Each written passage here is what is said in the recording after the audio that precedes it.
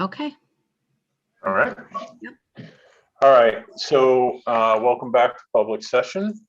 The next part of our meeting, labeled presentation, is probably one of the most important things that we've had to do, or that we're going to do, hopefully, in the near future, and that is to resolve some of the years of just not updating, not advancing our campuses.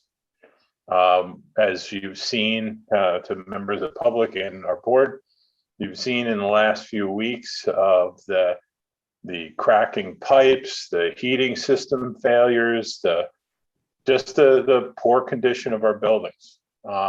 And we need to take steps to make sure that our buildings continue to be safe, that we make them, that we avoid any other reason for not having our students in school. So first of all, I want to give big thank you to the facilities subcommittee that has been working with the administration and the team at Millbrook to define what needs to be done, what are key areas, what key projects to be done. Things that, middle school, Elm Drive, Alden, and in the high school as well, things that need to be put on a list and funded and updated. So thank you to everybody that's been involved tonight to this date. We have two presentations. The first step is getting an architectural firm involved to lay out the projects, lay out the budgets, lay out the reasons and all the rest of the stuff that goes along with building projects. So tonight they will be the two finalists that the subcommittee has taken us down to.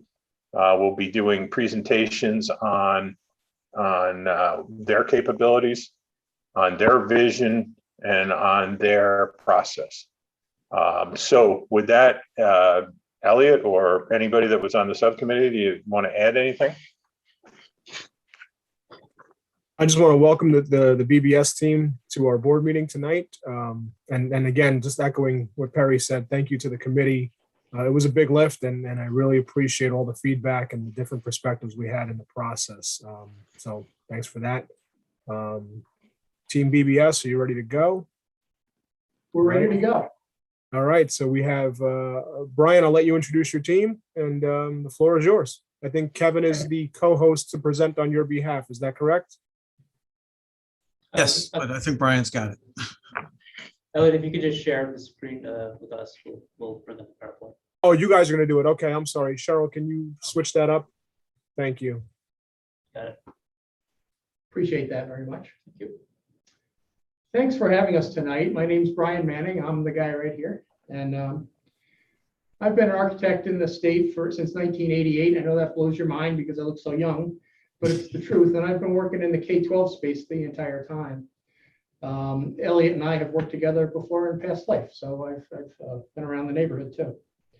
I run the Albany office for BBS Architects, and I have three key team members here with me that I'll have introduce themselves in just a second.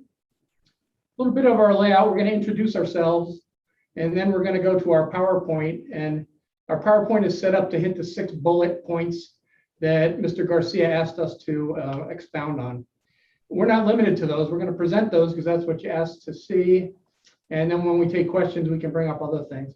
We're not going to show a lot of glitzy projects and great things that we've done. We've done a lot of great things, beautiful buildings, functional buildings.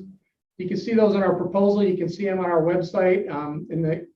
In order to save time here tonight, we're not going to just go bragging about the things of our past, except as they apply to your questions tonight. So that's me.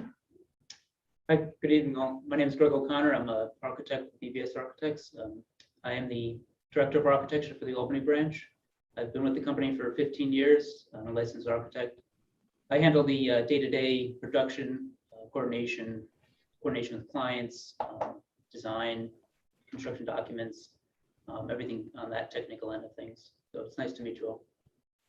Hi, everybody. My name is Fred Seba. I'm one of the partners here at BBS. I'm also the Director of Engineering. So my role with you will be as partner in charge. So I will stay engaged throughout our tenure as your architects and engineers, which hopefully will be a very long one. I will also be doing the building condition survey report, the engineering portion of that, along with Brian and Greg. I will be overseeing all of the engineering that happens as part of any project that you guys do, which could be anywhere between 35 and 40% of the overall amount of work. And I will also be involved in any public presentations regarding the engineering portion of it, either as part of the BCS or a potential future bond referendum. And finally, Kevin Walsh, I'm a partner as well, and I'm a licensed architect. I'm also an accredited learning environment planner. That's the ALEP amongst all those letters down there. So I'm very much focused on the connection between learning and the built environment.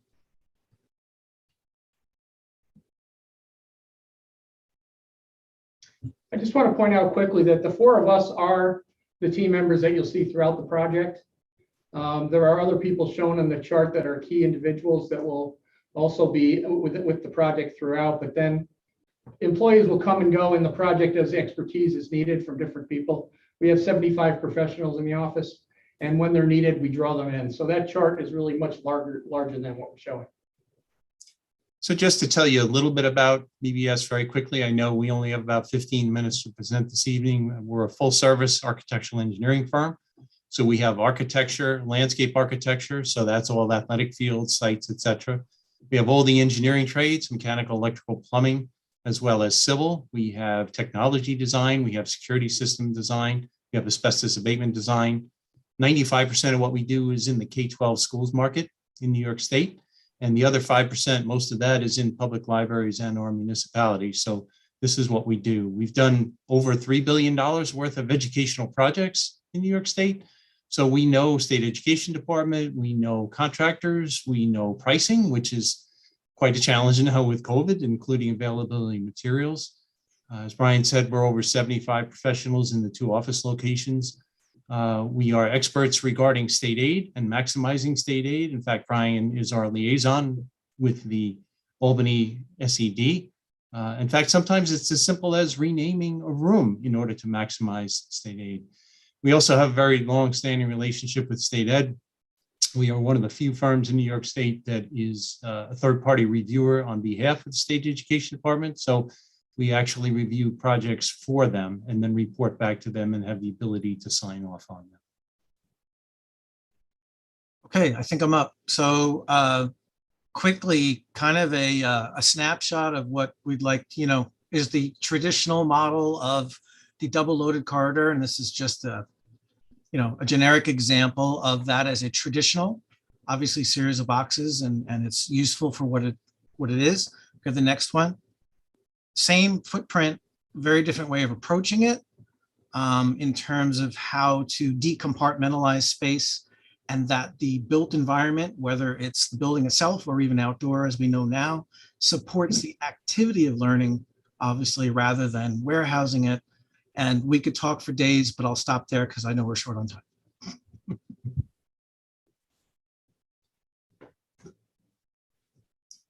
So one of the topics that you asked us to address tonight was sustainability in design. And so I want to talk a little bit about that. There's a couple of slides in here. Building envelope materials. So a number of us in the firm are LEED accredited professionals. In fact, we designed the first LEED building in all of New York State, the first CHIPS building in all of New York State, which was also a United States Green Ribbon School as well. Hampton Bays Middle School. So building envelope materials, we want durable materials. We have to be careful with low VOCs. We have to be careful with off-gassing. A lot of the LEED principles, not only controls, but the building itself, HVAC systems and control of those systems and how we can really maximize that and make them the most energy efficient that we can. Building optimization, I'll talk about on a subsequent slide. Daylighting, so net daylight harvesting. Daylight control, so we put controls in our classrooms so that we have a tremendous amount of daylight coming in. We can actually turn off and or dim some of the lights in the room in order to save some energy. Lighting controls, we do occupancy sensor controls in many of our spaces. In gyms, we might have them on every single fixture so that you walk through a gym, you only turn on the lights that are necessary to be turned on. Renewable energy is a big question that we get asked about a lot now, especially as part of the next topic, their energy performance contracts. We've been approached by several districts that have said, we want to take our district off grid. Now, technically, you don't really take the district off grid. You're still connected to the grid, but we can zero out your electrical usage at the end of the year through different technologies, such as LED lighting and photovoltaics. I'll talk about a little bit more about that in a couple of minutes. And then how do we work that into your educational curriculum? That's what you guys do for a living. You educate kids. In the lower right there, it shows what's called a dashboard on a photovoltaic system. It shows you how much that system is producing, shows you the weather, shows you the equivalent gallons of gas saved, or could be number of trees planted, tons of CO2 taken out. But that's really there to allow the kids to get into that curriculum and learn about it. And there's a lot of curriculums that are out there that are geared toward every age level to teach them about photovoltaics and how they work. They can use the weather data on here and they can look at what that system is producing. So they can look at cloudy days and rainy days and sunny days and snowy days and figure out what that does to that system and the production of the system. In the lower left is just kind of an example of that, where, you know, kids up on the roof. I don't know how many school districts really let kids up on the roof of their school buildings, but you know, there's kids up there really utilizing that system. There's a whole bunch of different types of panels up there, and they're looking at them and learning about them. And that's really what we want, though. We want those kids to get engaged as part of that curriculum.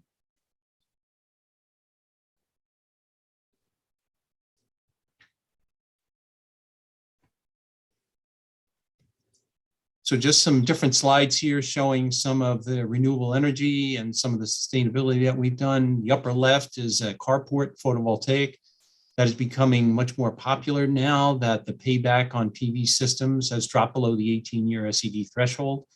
There's a lot of advantages to that. It gets it off of your roof so that you don't have to worry about roof maintenance or roof replacement. It also keeps your cars in the shade. It keeps the rain and snow off of them. We put lighting under that so it increases security, and we put charging stations under there if you have electric vehicles that people are driving. The middle is Huntington High School, high efficiency boilers. The upper right is high efficiency chiller at Hampton Bays Middle School, which is that first LEED building I talked about before. The lower left was Compsawag. That is roof mounted photovoltaic. Everything's self-ballasted, so we don't have holes in the roof. But they wanted to max out that roof because they had just replaced it. And they told us we want to put as much solar on our roof as we can. And as you can see from that photo, we pretty much covered as much as every square inch of that roof as we could. South Hole, we did some wind power generators. We've done different wind. Again, they wanted to use that as a teaching tool and work that into their upper level science curriculum.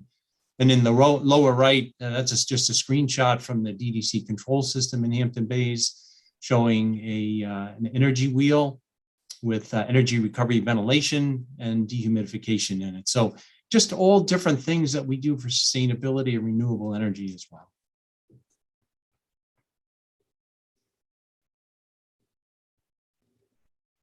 Okay, so how do we optimize our buildings? Variable frequency drives is certainly one way to do it so that we're only running those motors as quickly as we need to. We're able to slow them down or speed them up based upon the needs of the building.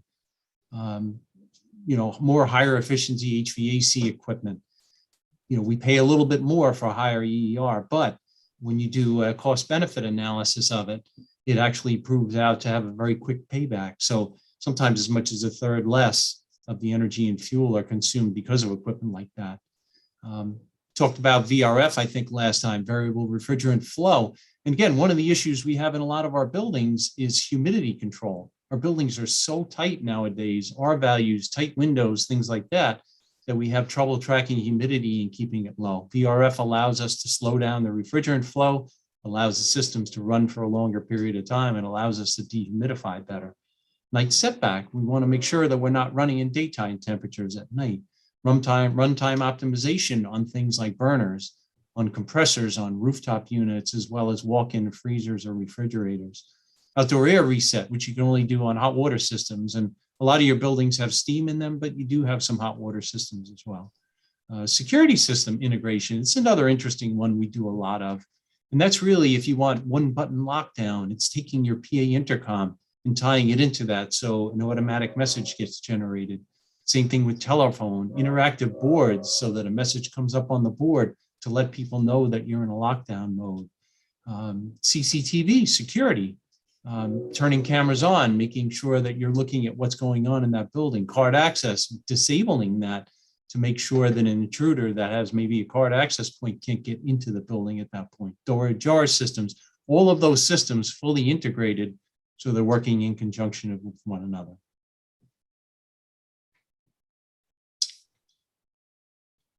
Sorry, I got another couple of slides here, guys. Yeah, I'm I almost really done. feel like, you know, hearing. Well, a lot of what Elliot asked us to talk about was engineering. So this is really cool. Thank you, Elliot. I appreciate it. Indoor air quality here. This is something obviously with COVID we get asked about a lot, and I'm sure the board has been very cognizant of this. So this is just kind of a small synopsis of something that we sent out to all of our clients during COVID. It got updated as ASHRAE came out with new data, as state education department, the health department, as well as CDC. Make sure your systems operate. I can't tell you how many buildings I walked in where they had exhaust fans that hadn't worked in many years or fresh air intakes that had been blocked off and non-functional. Make sure that you're not blocking airflow. Teachers had books stacked on top of the unit ventilators and there was no fresh air being introduced into the room. Following the 2-hour rule, running your systems 2 hours before and after school to do a pre and post purge. Increasing your amount of outdoor air. And that's easier to do if you have a DDC system. It's very difficult to do if you have older pneumatics types of systems. Disabling demand control ventilation, installing Merv 13 filters. And this was sometimes a challenge because not every piece of equipment can accept a Merv 13 filter because of the size of the filter bank potentially, or maybe even the static pressure on the motor. So you have to be careful with that. Negative pressure areas like isolation rooms and nurses' offices, we have to make sure that they are under negative pressure so that air is being drawn into those rooms and then exhausted out of the building. But we have to keep an eye on where it gets exhausted to. It can't be near a fresh air intake so that we suck it back into another space. Reviewing use of ceiling fans and wall-mounted fans. You have to be careful with that because they will continue to spread germs around the spaces if there's room air that's blowing across the room. So we have to be careful with that as well. Consider using portable air cleaners, especially in rooms that don't have mechanical ventilation in them. And use natural ventilation, meaning operable windows, which is still allowed by code as necessary, weather permitting. So it's really a combination of all of those and any of those all at the same time to try and keep our buildings as safe as possible and keep the indoor air quality as good as possible.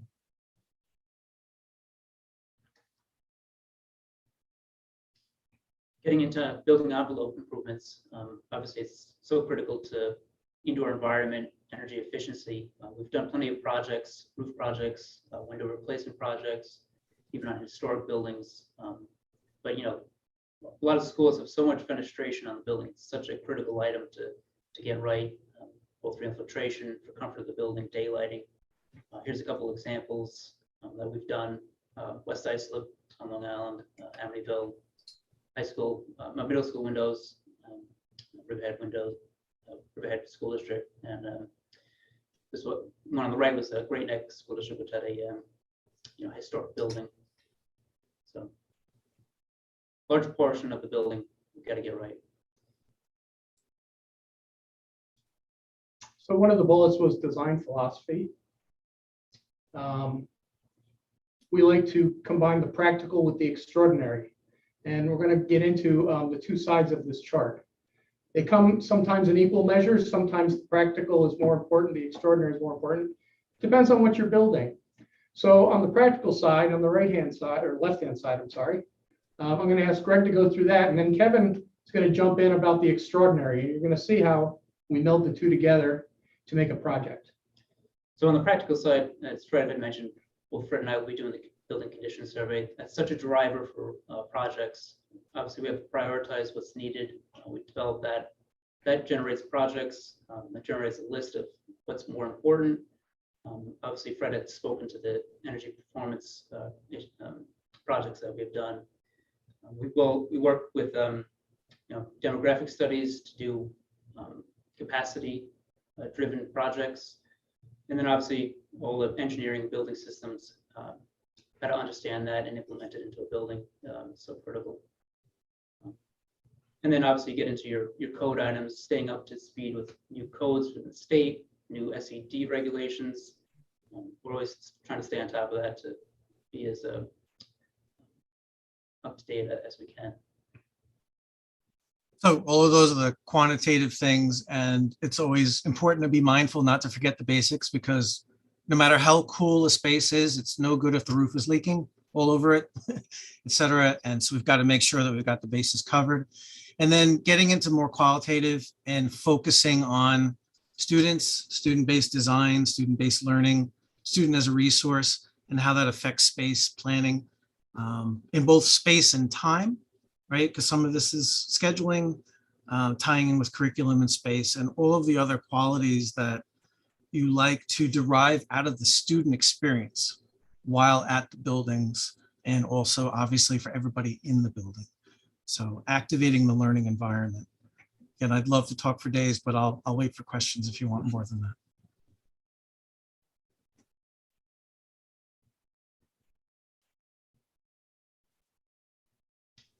So there was a request to be clear on our fees, the financial structure coming into the project. And so I just want, just for later when you're debating these things, I just want to be clear about what we were proposing here. So the fee for the BCS and 5-year facilities plan is $20,995, represents 7 cents a square foot. That's our going rate that we charge districts. It's usually a loss leader for us. We do a very extensive job in putting these reports together. We include your end users, we include your principals and faculty in the mix to get the capital facility plan to have the educational components it needs, so you get a good snapshot. So our fee for that is that flat fee that you asked for. And then for capital projects or for bond referendum projects, we had an hourly fee chart, but that doesn't tell the story, because what we really go by is on the right-hand side, the bond referendum chart that has different amounts of construction cost, and then the percentage that we would charge.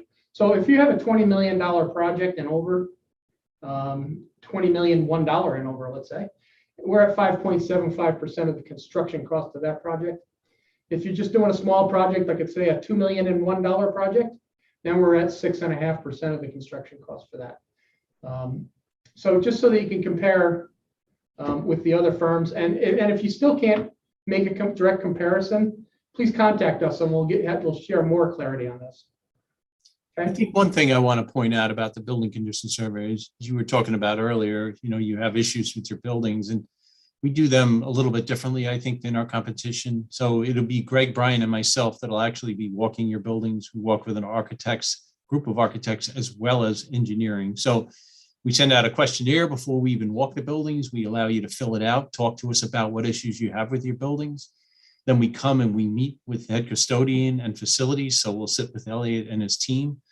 We want to get the principal involved, as Brian had mentioned. We want to make sure that it's as comprehensive a project as it can be, as a report as it can be, so that we come back to you, including wish list items sometimes from the principals, so that we come back to you with all of the items that should be considered by the Board of Education. So we spend a lot of time in putting these together and in putting the 5-year plans together. Everything gets prioritized, everything gets estimated, all as part of the BCS. So again, we think that's something that kind of sets us apart from our competition.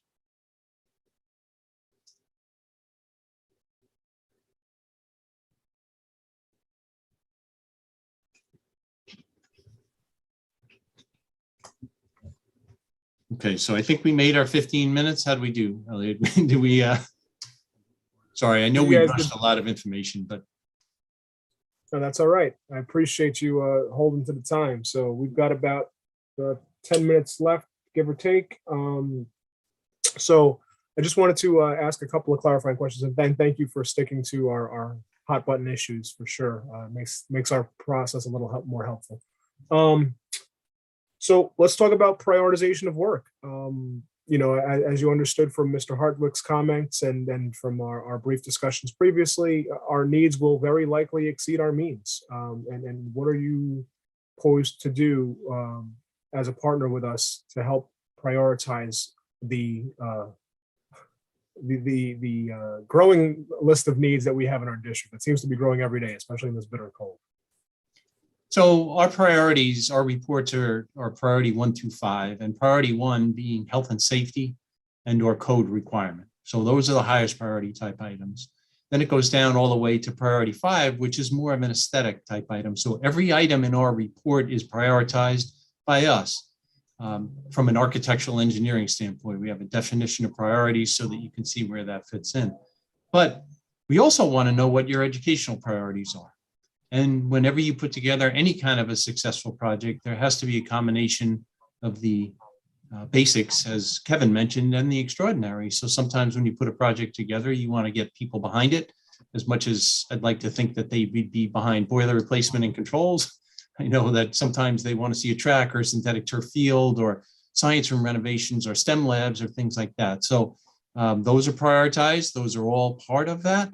And then we sit with you and go through that and figure out what your educational priorities are as well. I'll add a big thing that I do as well is I'm not just always living in the extraordinary list either. I'm very much in all the studies, analyzing, putting things together, and can help really kind of find a vision with you guys to fuel all this, and even think about a master plan. Because as you look, if you have needs that exceed the available means, it's always nice to put it into the context of future planning so that things aren't just missed, they're simply deferred, or it can be fit into whether it's a bond or it's a transfer to capital or whatever it is, different ways to get things accomplished over time. That's another way that we take a look at it. And sometimes I tackle the BCS report a little bit and say, hey, wait a minute, maybe we can rethink that interior reconstruction a little bit differently. What about this? And we have that conversation. All right. So within that health and safety realm, are there any issues that typically rise to the top of the list? Like, so let's say we never get out of the health and safety category. How do you guys make sense of what we do first in terms of health and safety? What bubbles to the top of your list? Well, from the engineering side, ventilation is usually at the very top of the list, especially as we're living through COVID. So that's something that we took a very hard look at, make sure everything's working properly. But any code things, fire alarm systems sometimes, areas of the building that you can't hear the PA intercom system, noisy areas, gyms, cafeterias, things like that, where if you do have a lockdown, someone might not hear it. ADA compliance, something that, since 1988, we were all required to be in compliance with. Are we in full compliance on that? What do we need to do to bring that up? So, those are typically, I'll say on the engineering side, those are typically the health and safety items that we're identifying in our report. So architecturally, there's ADA, which is handicapped accessibility throughout the building, is a main one. Also, anything that is going to cause mold or other hazmat in your building. So that's roof leaks, that's pipe leaks, that's humidity that you can't get out of certain spaces, all kinds of things that create a bad environment. They go to the top. That's health and safety.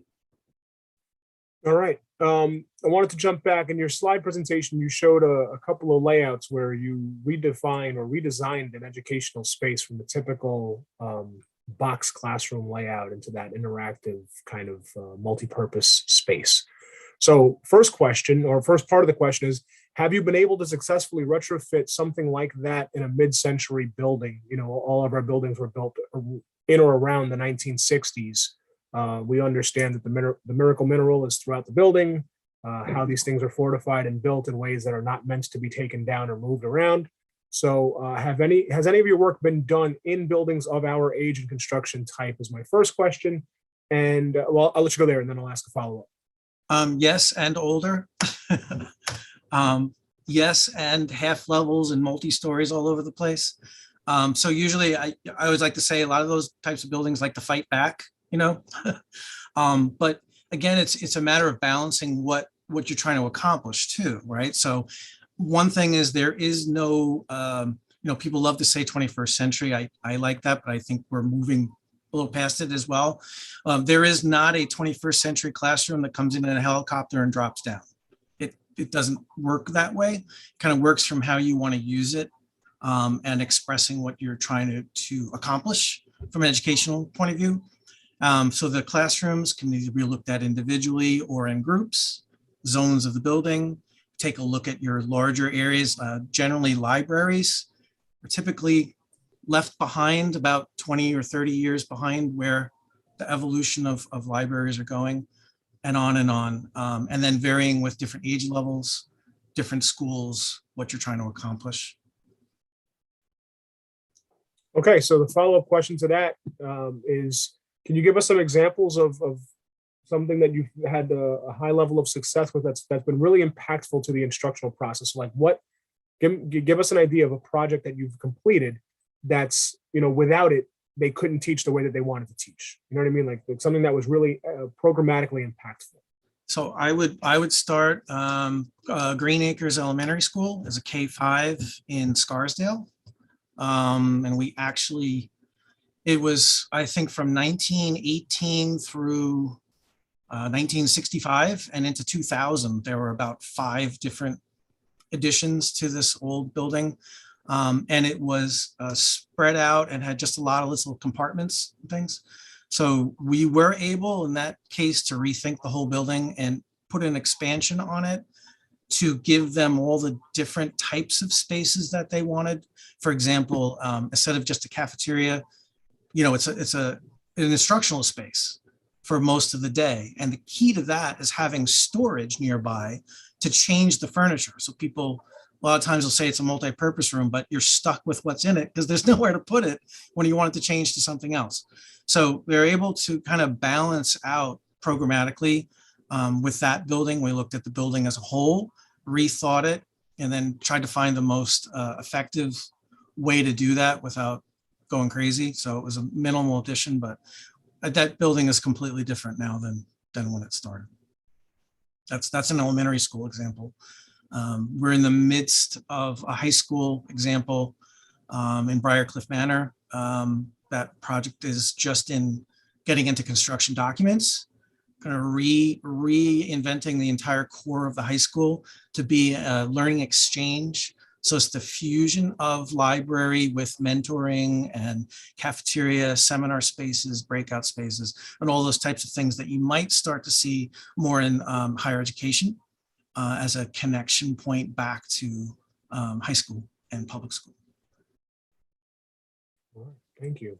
Our time is winding down, so I just wanted to ask, you guys showed us a lot of amazing possibilities, right? And I feel like sometimes we look around in our building and we wonder, is this even possible here? Given the age and construction of our buildings, can we even swing this right now? So help me understand your level of success with retrofitting and retro commissioning HVAC systems. So let's say that we cannot, for whatever reason, I'd love to rip out everything that handles air in this building and replace it, but that's probably not going to happen. So how can you optimize us without replacing everything, and how do you prioritize and sequence that work? And I'm talking, bang for the buck, but where we're not having multiple systems fighting each other. So if you understand the kind of the general vibe of that question is how do we get better without having to commit to ripping everything out and starting over?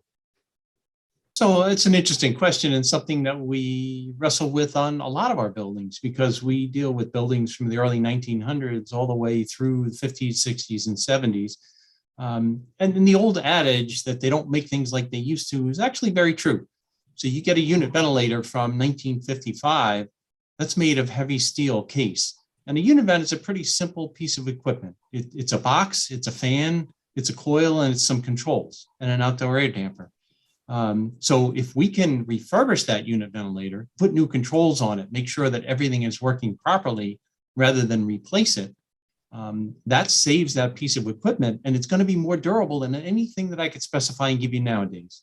A lot of times nowadays, the unit ventilators have, plastic parts in them and things that will break much more readily. So that's our office philosophy. Same thing with HMV units, rooftop units, things like that. As long as you can still get parts for them, we can refurbish the insides. We can take the motors out and put high efficiency ECM motors in there. We can pull the pneumatic controls out and put in DDC controls to give you much more controllability. So we can use that box and make it much more efficient, bring it up to today's standards from an engineering standpoint without having to replace the whole system. So that's really the trick, and that's what we try and excel at on all of our older buildings.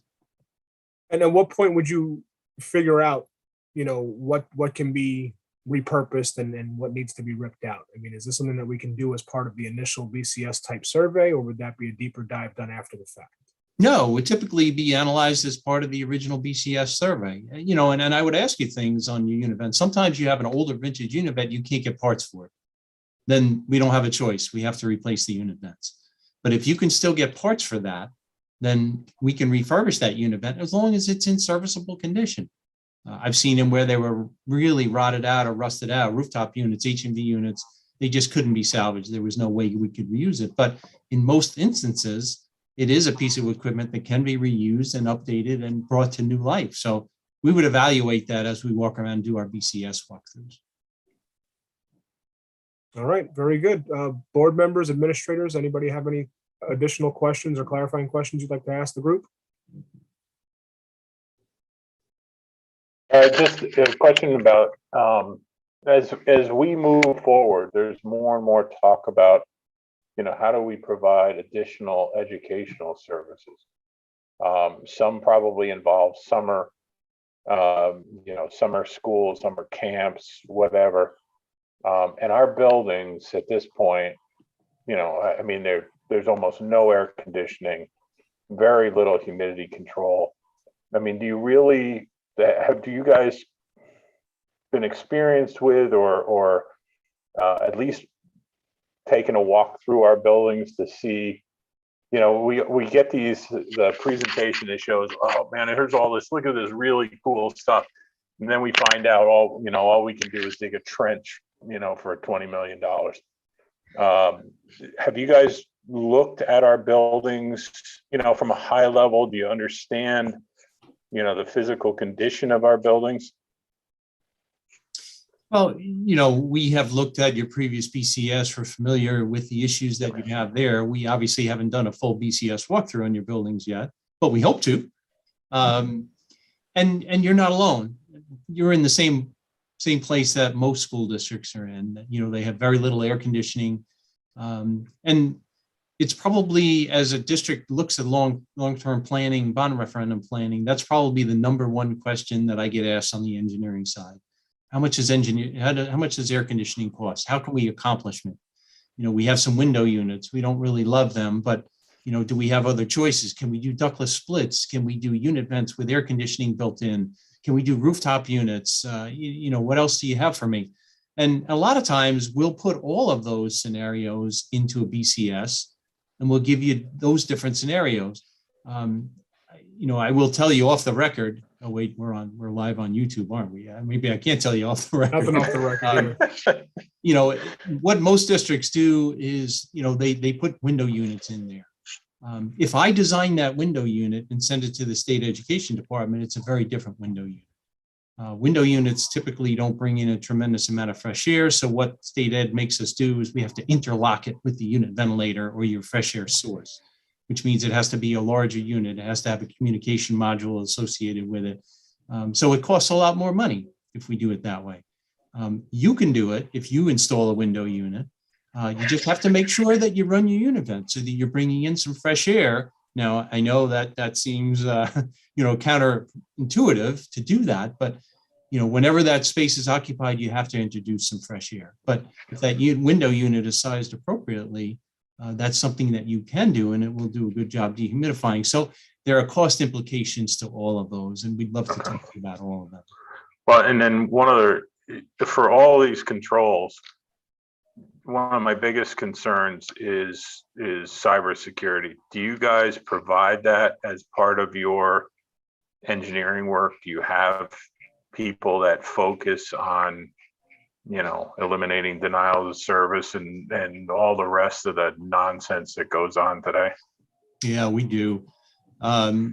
You know, whenever you put any kind of a system on there, whether it's a control system, and they have been hacked, and that's how people have gotten access to school districts.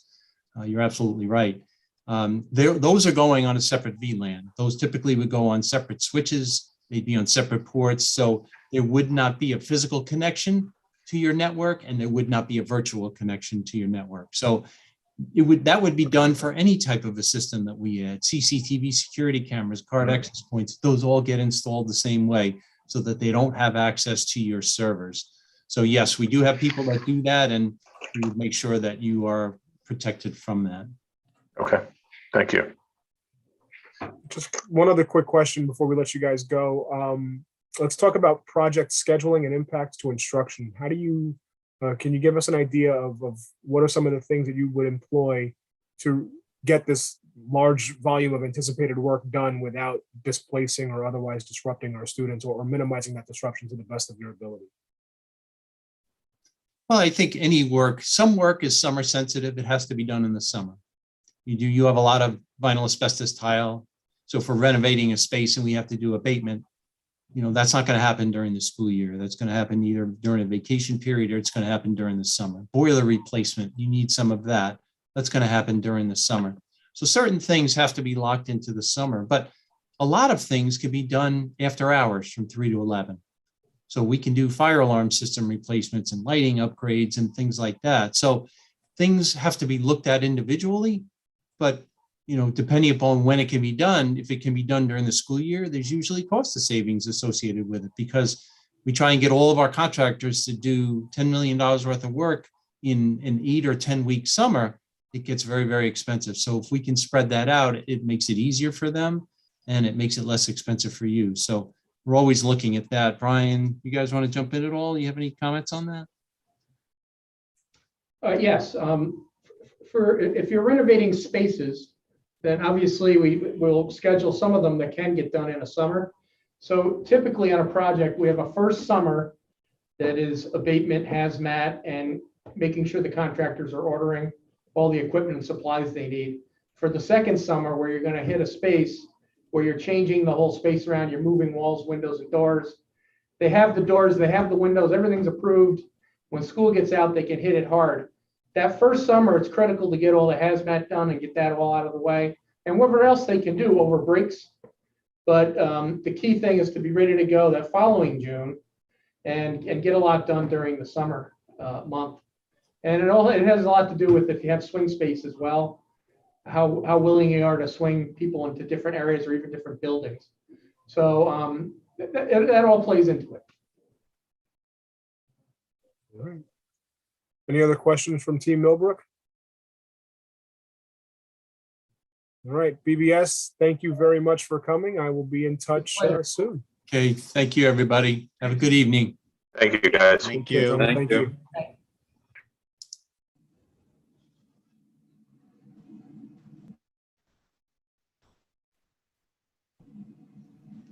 You ready, Elliot?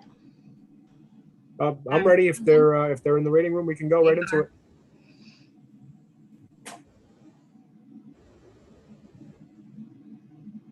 Cheryl, did I let you know who needs to be the co-host for this session? John.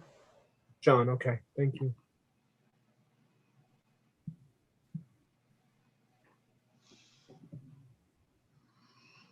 Good evening.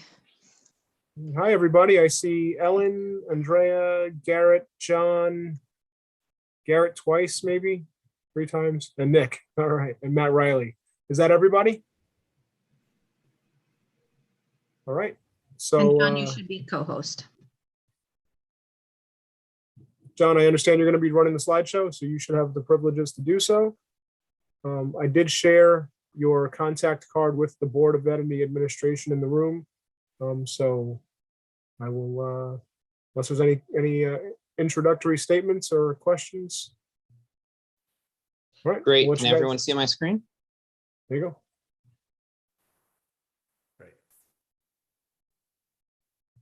Awesome. Hi, Elliot. Can you hear me? This is Garrett. Yes, Garrett, we have you. We're ready to go. Okay, guys can take we're it ready to away. rock. Good evening, everybody. Thanks for having us. We're really glad to be here. Like we did for our last interview, we submitted an interview card that has a team member's names and roles on it, so we won't take time to go through that. I will say we have a team of experts who are going to work with you on this project. I'm Garrett Hamlin. I have 20 years of experience with Tetratex, specializing in education design. Tonight's presentation is built to highlight certain aspects of our firm and to address the topics that Elliot asked us to talk about. We're going to really try and adhere to 15 minutes, so there's a lot of things that we're going to leave to questions and answers, and we're glad to do that. We want to leave a lot of time for it. We're a really strong firm. Tetra Tech has been in the school business for nearly 60 years, designing schools in New York. We're all about education. Students are really at the center of all we do. We're good listeners, and that's really important because that translates into creative solutions that meet and really exceed your needs. We're huge proponents of long-range planning for many, many reasons. We're SED experts. We're a third-party reviewer. I don't know the firms that you interviewed, but there were 8 firms, and I think there are about 8 or 10 firms that are third-party reviewers. So it's a hallmark of being fully aware of SED's regulations and requirements. And most of the firms that are submitting proposals are familiar with that and have that certification. We know how to get a referendum passed. We passed hundreds of referendum votes, and Elliot asked me in the last interview what our statistics were, and I don't have statistics for the whole firm, high percentage of passing, but I did go back and look at my own numbers. And in the 20 years I've been with Tetra Tech, I've led 29 votes, all of which were successful, except for one took a revote. That was many years ago. I would like to comment that we have a strong presence in the Hudson Valley. Schools that we're currently working with in the region include Arlington, Saugerties, Beacon, Mahopac, Garrison, Lakeland, Red Hook, and Rhinebeck. Really, Tetra Tech's main goal is to improve education. Now, we know that Millbrook is an innovative programming, you have innovative programming, you really value that, and that you're a forward-thinking board and administration. We also understand that the community really values what you do. The vehement opposition to considering closing the Elm Drive Elementary School in 2018, we see as a clear sign that the community really supports your commitment to innovation in early education. And then because of having private school options, Millbrook really strives to be a school of choice. The one other thing I'll add is that you have aging infrastructure that needs work. Combining these needs with an innovative and forward-thinking district, we feel this is really a perfect recipe for creating amazing new educational spaces in Millbrook. Matt Riley is one of our educational planners who helps us create these kinds of amazing educational spaces. Matt's a retired superintendent that we've worked with for many, many years, and he would like to share some of our thoughts on school design. Matt? Great. Thanks, Garrett, and thank you, board, and I'm not sure who else is in the room. Hey, this is my first board meeting since last June, after 11 years of board meetings, and after 32 years in education. The last 11 years, most of them were working with Tetra Tech, and the relationship has been fantastic. As a recently retired superintendent, I'm still very much in touch with not only my colleagues, but the issues that schools are presented with lately, and you see some of them up here on your screens. The first being health, safety, and wellness. Now, safety, I think we all realize schools must be safe environments in order for kids to learn, and yet that safety piece has to be balanced with a welcomeness. Health and wellness, these are issues that the last 2 years, the pandemic years, have really cast a really bright light on. Physical health and mental health are topics that maybe had gone, not ignored, but just hadn't been presenting themselves in the ways that they should. I'm more than happy that that these issues are now in that spotlight in schools, and design elements of buildings can address those. Like many districts, Millbrook is very much the center of your community, just like in Cazenovia. And the partnerships with parents and community are essential for the success of kids. More than ever, those partnerships, those community members, those parents are engaging with schools. And instead of putting barriers up, schools really need to embrace those relationships in order to produce buildings that really demonstrate the values of that community. Diversity, equity, and inclusion are absolute musts. Too long, voices of the disenfranchised have been unheard. I like to think of schools as both mirrors and windows. Mirrors where kids see themselves in learning, and windows where they can see the greater world. And spaces have to be created for that. And the design process has to include all those voices. Millbrook has a great academic reputation, and in looking at your scores, you really have a great program of studies. That should always be at the heart of what we think about as well. Learning is fundamentally social, interdisciplinary. Creating spaces where those experiences can thrive is an absolute must for us. Additionally, we know more now than ever about things like color and sound and temperature and all of this stuff that perhaps in the past had been relegated to window dressing. It's really meaningful. It really matters to kids, not just in terms of enjoying the environment, though that's important, but there's real research on how it improves learning and ultimately achievement. And finally, institutional agility. We have learned over the past 2 years, and we have been resilient over the past 2 years. The need and the ability to adapt and to plan for adaptation is one of the things that we really pride ourselves on here. I'm going to pass it on to Ellen, who's going to talk about how we address these challenges through the design process. Thanks, Matt. The Tetratex design philosophy is, as Garrett had said, education is really, the core of what we do. I've been working in schools for over 25 years. My daughter is a elementary school principal, and so she and I have been bouncing things off for years, which has really made it very enjoyable for me. And really, our process starts with the end, and the end is the end user. The end user, who is the end user? It's the students, it's the community. What do we want this district to be? What do we want these spaces to be? And we listen. We listen to the administrators, the staff, and many times we get the opportunity to talk with the students to find out what do they want with their spaces. Every space is unique. Because we live in New York State, most of our buildings that we're working on are reconstruction. So every building is unique because we have to work within the parameters of the existing building and trying to create new and interesting spaces. And as Matt had said, we need to have agile spaces. The space of 2022 is not going to be the same, utilized the same way as 2032, but we need to plan for that. We need to be able to look ahead as best we can to see what the educational and the curriculum changes are going to be for the future. Next slide, John.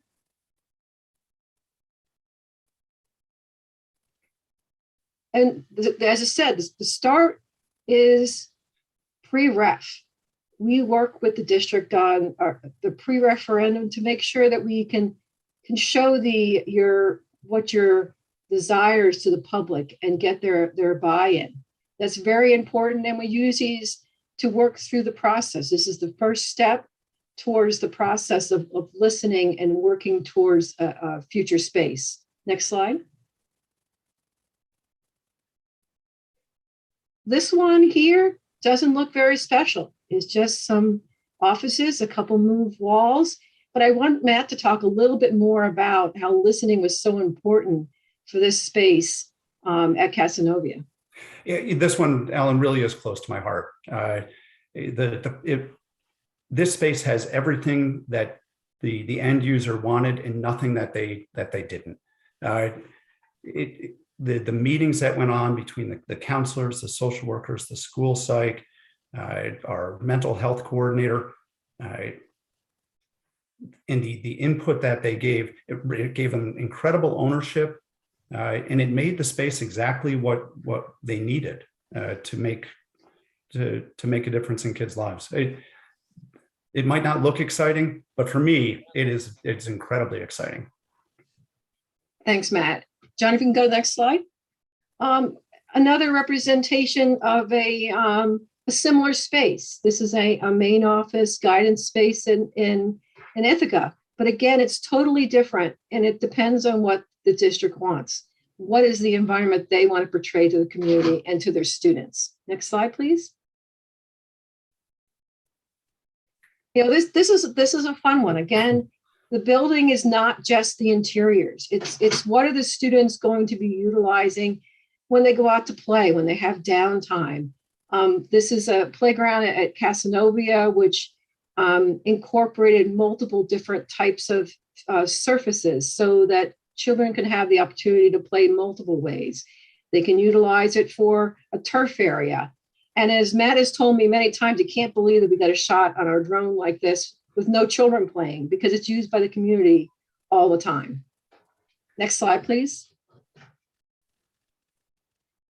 This is in New Paltz, and again, just a unique way of utilizing a material that you need. We need to have windows, we need to have light coming in, but this is actually a Hvac music. Again, I don't read music. I can barely do chopsticks. So this is about the best I can do, but it's a fun way of bringing in some musical notes. Next slide, please. This is a pavilion in Lansing that was actually designed prior to the pandemic. They wanted something that would allow the students to be outside, to be in nature, and to not just have to be in a classroom. And it really came in handy once we went into the pandemic and had to utilize these spaces. Next slide, John.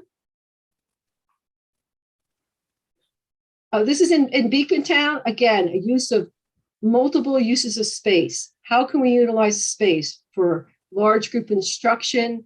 We can break this down to smaller groups. You can use it as a theatrical space. Many different ways to make sure that this space can be utilized for the future. Next slide, John. And this is a slide where we had an opportunity to work with the students. An Ithaca school they allowed the students to be actively part of it. The students really wanted to have sustainability. They wanted to have a living wall, which is actually plants on the wall. This also has a green roof. And it really gave us an opportunity to kind of share our knowledge of sustainability with the students and have their input. I'm going to hand it over to Andrea, and she's going to give a little bit more information about sustainability. Thank you. Thank you, Ellen. As Matt and Ellen have shared, in every project that we work on, we approach it with the end users in mind, our students, our teachers and staff, and also with a careful social responsibility to design buildings that are comfortable and healthy, that are resilient and efficient to operate now and also in years to come. But most importantly, projects which present real-life learning opportunities for our students. We believe that energy is a measure that checks all these boxes.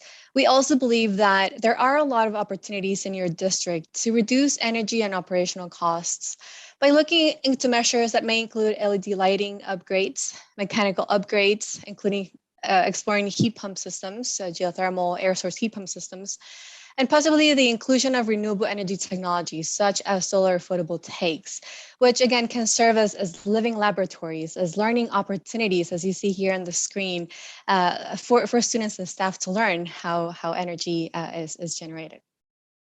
Perhaps you may be aware that the cost of installing solar PVs has dropped significantly over the past decade.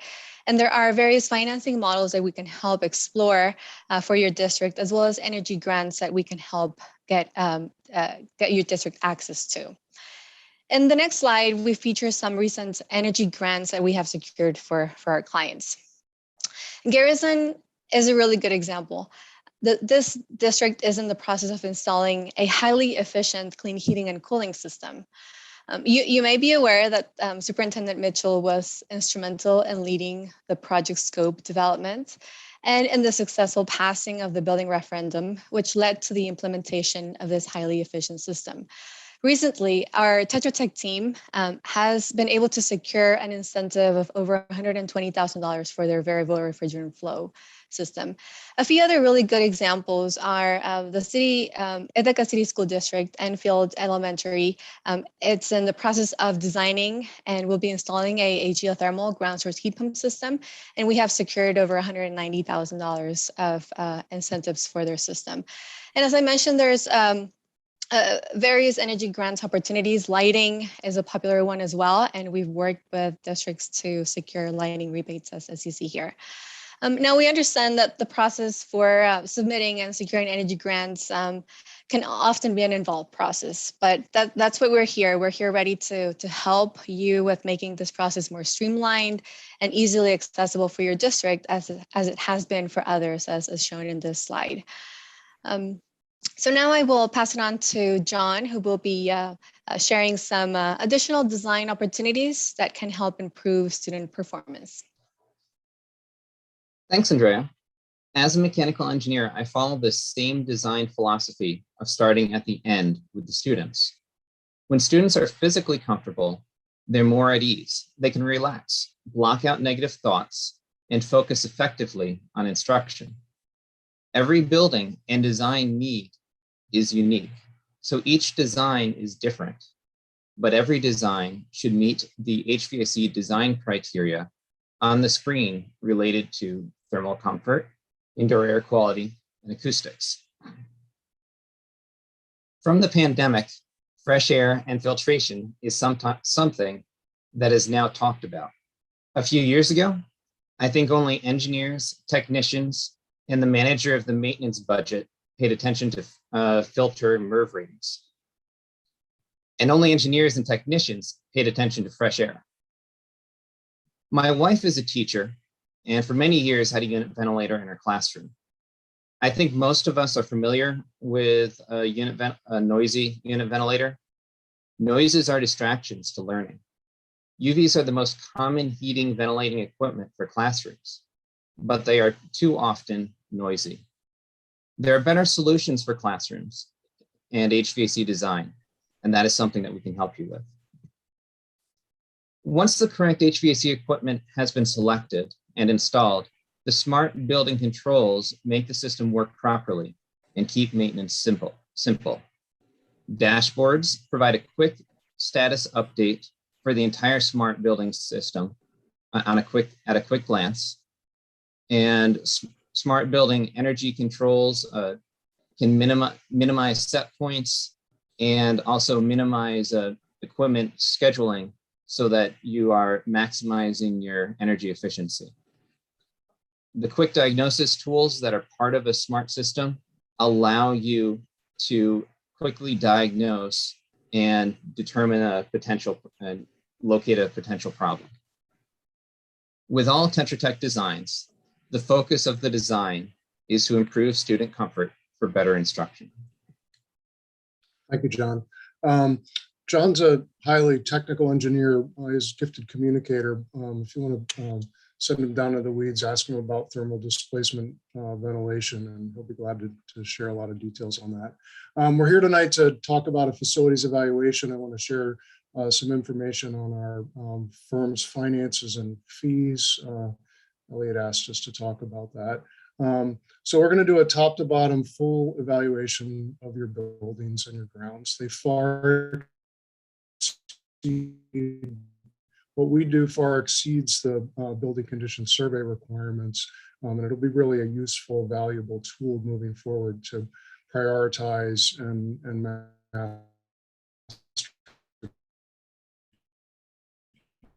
plan.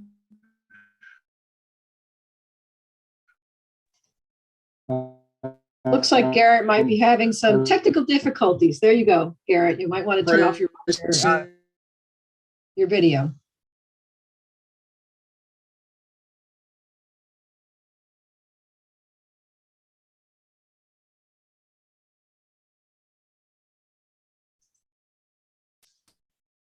So it looks like, unfortunately, and I'm not sure if anyone else can hear Garrett, but I am not able to do so, as well as the rest of the group, I'm sure. So what I'm going to do is go through some of the facilities evaluation. Typically we go into facilities evaluation at more like half of our costs because we feel like it's so important to do this. And we feel that it's an important part of what we do and to make sure that we're planning correctly for the future. Next slide, John.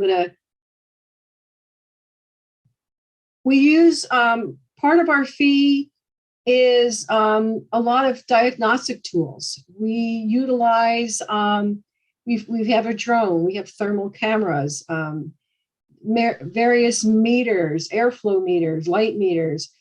We have new technology that is head-mounted tablets, so we can have someone out in the field and talk directly with them when we're going behind equipment. And we also utilize virtual reality so that we can actually walk you through your spaces prior to having them built. And this is a great tool. It's come a long way in many years. And it's a good opportunity, again, to get your students involved and get everybody excited about the new spaces. Ellen, I'm back. There you go, Garrett. Thank you. Thank you. Sorry for that. I had a little internet glitch. The one thing that I did want to point out, Ellen, is that our fee is all inclusive, but there are some things that might require deeper investigation and diagnosis. Did you mention that? Okay, things like a drain line, faulty drain line that we might discover would need cammering or destructive testing. That would, be conversations for additional work, but in general, our fee is completely inclusive of all the work that's going to be needed. I'd also like to just comment briefly on capital project pricing. So we provide pricing in ranges depending on various sizes, which allows us to give you best value. So for scope that's simpler to design and schedules that are easier, we can be at the lower end of the ranges. For things that are more complex, it would be in the higher end of the ranges. Our fees are all inclusive. There's no hidden cost. We're not ones to want to come back and nickel and dime a client. And I will say that our services exceed the basic services of most firms. We'll set up for Q&A here. I just want to say, if there's one thing that I'd like you to remember about Tetra Tech, it's that we're all about education, and students are really at the center of all that we do.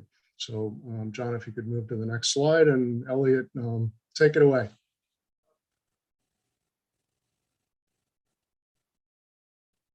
I almost did the thing where I started talking and somebody had to yell at me for being muted, but I made it.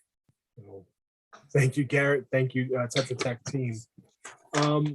So we'll just ask some clarifying questions. It's very likely that when we do our full assessment, we're going to find that our needs far exceed our means.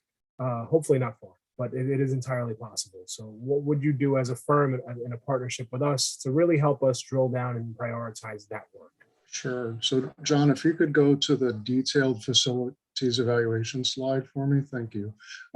So this is a snapshot of the tool that we use. It's an open spreadsheet that you'll have full access to. And if you look in the center, there's a column that's a priority column. And what it does is it allows us to prioritize various items of scope. And it's a live calculation so that as we prioritize things, we can change it from a 1, a 2, or a 3 or other, and calculate that and total it up. It's a very robust and powerful way to plan for the future. One of the things that I'll say is that, we think about what things might sort of come to the forefront. What would a one be? What would what would other things be? And one of the things that I see in the district after walking through it and spending time with your folks is health and safety is going to be a top priority. There are plenty of things that we want to make sure that are not health and safety concerns. Indoor air quality, mechanical systems are another.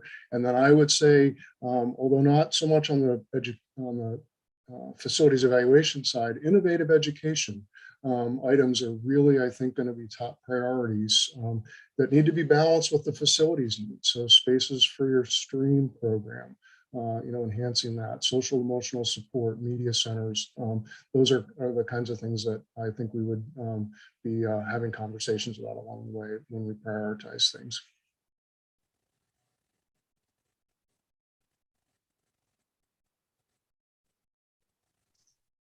Elliot, I believe you're on mute. I wanted to say that so I'm bad. sorry. See, I totally jinxed myself. This is I'm what I do. I try sorry. to not interrupt you guys, and I did it to myself. So building on what you just said with the health and safety piece, just that by itself, right? We have a number of health and safety concerns from recent years, from the current year. How do you even within that category, what bubbles to the top of the list, and what would you tell us would have to be the first things we would consider within that category? Yeah, so John, if you would go to the next slide for me.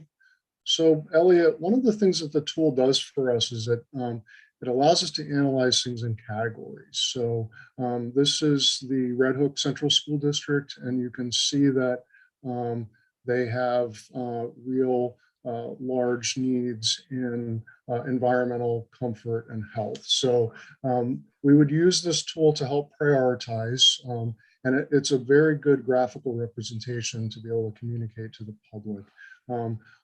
Items that are specific on the top of my head for health and safety, I didn't see anything that I said, oh my gosh, there's a real safety concern here.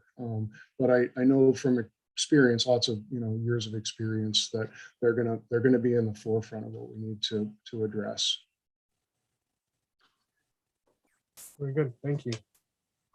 So I want to jump back to the sustainability and energy topic. I think it was when Andre was talking about 47 successful projects. Like, can you tell me just roughly how many of those projects have been able to be done in buildings of the age and type that we have? And I guess this is the same question, whether we're talking about sustainability initiatives, green energy, we're talking about retrofitting HVAC systems, all of these beautiful, wonderful, state-of-the-art technologies are amazing by themselves.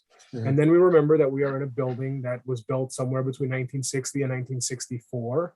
And it was built to never fall down and never have the walls moved and never have the windows widened and all the wonderful things that I'm sure you folks deal with regularly. So, help us understand what kind of successes you've had with bringing this new tech. And I'm asking it for both renewable energy and sustainability, as well as, optimizing indoor air quality and HVAC systems. Like, we understand that these things are out there, but how realistic is it for us to have them in the buildings that we have in the age and condition that we have? It's super realistic. How hard is it is the question, because pulling that off in existing buildings can be very challenging. You have a newer high school, you have older buildings, and so being able to make these retrofits is definitely challenging. Is it doable? John, if you could switch over to the EPC slide for me, go one, two earlier. Yeah, absolutely. And so, EPCs are a good tool. As we've said, we've done 47 of them, have active projects going on. They often focus on controls and lighting.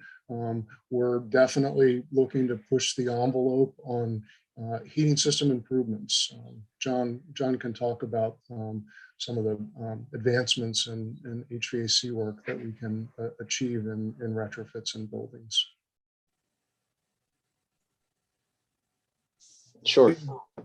I'm sorry, I just wanted to ask a clarifying question. Do you function as an energy performance contractor as a firm, or as I see you contract directly with the district and not the ESCO? So are there ESCOs that you would bring in, or how does that work? So being an energy services company is a very specialized niche. So engineers and architects aren't ESCOs. They are designers, and then there are contractors who are the ESCOs. They're the ones who are guaranteeing the energy savings. So we, as the designer, choose to work directly for the owner because we protect you from the contractors. Many designers work as sub-consultants to the contractors, and ultimately they're beholden to them. So that's one of the differences for us when we talk about doing energy performance contracts, is we work directly for the district.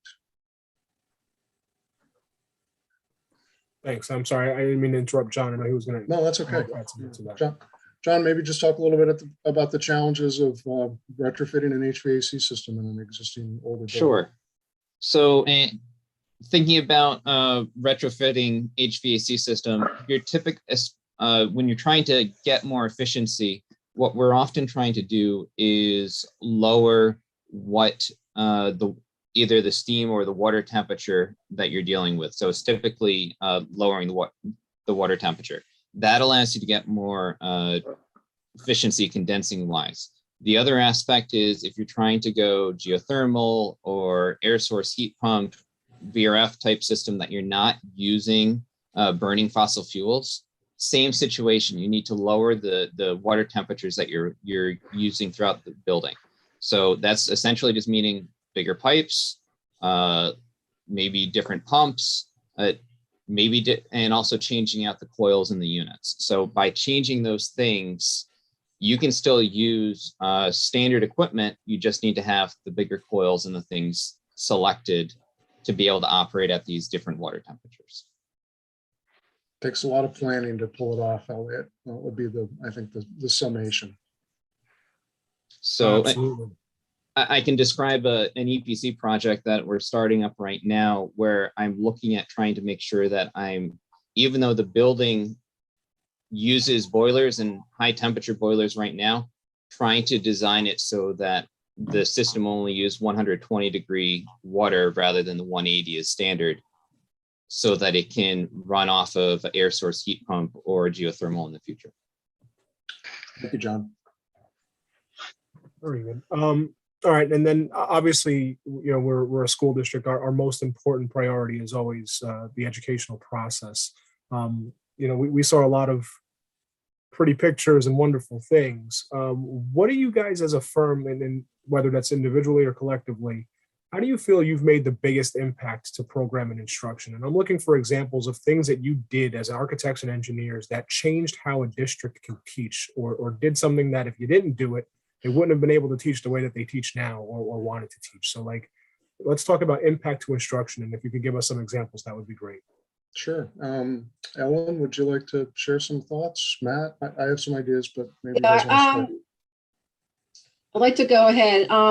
I think one of the ones that comes to mind is a STEM space that we recently did in a district where we utilized space that wasn't being utilized at all, and it also there was no connection to a math wing. And what that did is that allowed not only students to interact with other students and to get to a different spot in the building, but it created a new space for these students. So again, we utilized space that wasn't being used properly. And we also were able to give students interaction to areas that they hadn't been, a wing that no one ever wanted to go to, where now people were excited, students were excited to go there, and also interacting with the staff. John, can you go to the Beekmantown LGI photo for me? I'm always switching over. I have two examples. One is the Red Hook Science Room project that we did. Teaching science has changed over the years. They had lecture spaces and lab spaces, and they were separate and too small. And we took a series of rooms, renovated all their science labs to create spaces that were both lecture and lab, so that the students could move within the same space and utilize sort of desk space, lecture space, and then directly move into the lab space. It was a major shift in their educational delivery, and it was something that teachers were driving for. So we came to a science room renovation project, old classrooms, and they said, look, this is what we need. It was a challenge. They had to, it was in an existing building. They had to give up some other classroom spaces to pull it off. The other example, this is the large group instruction in the Beekmantown Central School District. They needed a space to be able to accommodate 175 students, and they didn't have it. So this space, just the size of the space alone was a game changer. The other thing that's very interesting about this is that this is a combination of an existing building and an addition. So we maximized building aid, where the picture's taken from what used to be 2 classrooms, and then this addition went on the outside of it, at the face of the building there. So we maximized building aid, we renovated within an existing building, and we got them, if you could just go back to the LGI interior space, John, we got them a beautiful space that they were really in desperate need of from their educational program standpoint. And we could give other examples. STEM Lab in Casanova would be one. I want to leave enough time to get to all your questions. So no, I just wanted to ask, when we're talking about these minor additions, last time I was looking at the numbers, most of the state had declining enrollment throughout. Have you been able to successfully do any sort of addition work that's related to program despite declining enrollment? Yes, and in fact, in Beekmantown, we did just that. We got them a one-time shot of aid for that addition because they didn't have a similar space. They didn't have an auditorium space in the building, and we were able to make the case that even though they did not have increasing enrollment, it was something that was needed. I'm actually really proud of that because we didn't promise it at the beginning of the project during pre-ref. We weren't sure if SED was going to approve that. We worked closely with Debbie Johnson, a retired project manager up at SED. The district came with me to meet with her. We explained it all, ran all the rationale and numbers, and we got building aid on it. Another example is the auditorium in Red Hook that was just recently built. Red Hook's one of the, I think it's the 2 high schools in New York State that didn't have an auditorium. They, although their enrollment's pretty stable, they didn't have enough building aid units to do an addition for a auditorium that was affordable. We got SED to also give them a one-time infusion of building aid for that project and made it much more affordable. Excellent. Thank you very much. And then a question about scheduling and phasing. So understanding that this may be a rather large undertaking, give us an idea of what we can do and what you can do to help us minimize the impacts to our students and instruction. Yeah. I mean, we're not going to shoehorn everything into one summer, but what can we do to keep business as usual while the work is going on? Yeah, so that's really the biggest challenge in school construction, design and construction, because you got to keep the building operational, and you only have 10 weeks or 8 weeks in summer that are productive work weeks. So I'd like Nick Lopez, he's a senior construction administrator, to talk a little bit about the challenges of phasing a project during a school year and a school calendar. So Nick, if you could share a little of your thoughts and experience on that. Sure. Yeah, so just picking up, Elliot, what you pretty much stated earlier, the majority of the projects that come out, right, we really only have a period where construction can start in June, and then you have to have the project pretty much complete in September, right? So it's definitely a short period of time. So depending on the project size and amount of project work scoped out in it, let's say HVAC work, if you're doing a lot of HVAC replacement, and we can schedule that work, it can be over a 2-year process where you do a portion of it in the summer, and then maybe if you can actually complete some of that work at nights, after hours, or sometimes you have to definitely do it over 2 summers. So it really depends on the project, the large scope of the project. Most of the mechanical projects, we like to kind of finish over 2 summers because it's that acclimated period for adjustment of all the balancing of the equipment, right? So that the heat is working properly during the school year. And just, even now with just COVID and all of the material delays, it's a little harder to phase projects out. And it's actually becoming a longer process in some cases, right? Just because we're stuck with the delays in materials and different things like that. So it definitely, it's a difficult process, but I think, with our process, just utilizing the entire team, entire team, meaning the school district, I'm talking to teachers, principals, athletic directors, and pretty much just going through that complete process is how we kind of determine our construction schedule. So I'm not sure if that answered your question, but. Thank you, Nick. Yep. Appreciate that. Anyone from our team, Board of Ed, administration, anybody have any additional questions or clarifying questions for the Tetra Tech group? Yeah, I just, the point was brought up earlier, I think Garrett brought it up about the, when we had a study done years ago that basically said our enrollment's dropping, we should close a building or repurpose it, and our constituent, the citizens came out and basically told, don't you dare do that. Just do better. And I mean, it was an amazing moment as a board member to hear the public basically say, just keep making it better. We've added the pre-K because our education team came forward and said, we can do a better job of getting these kids further along if we do this. What I don't want is the teachers and the educators to have to become engineers and say, well, I need a 4-inch thick block wall over here with an air conditioning unit hanging in the door. I want them to say, I need to be able to teach, at whatever level, I need to be able to teach 12 months out of the year. I need to add educational programs. I need to, I don't know. But how do you bridge that gap?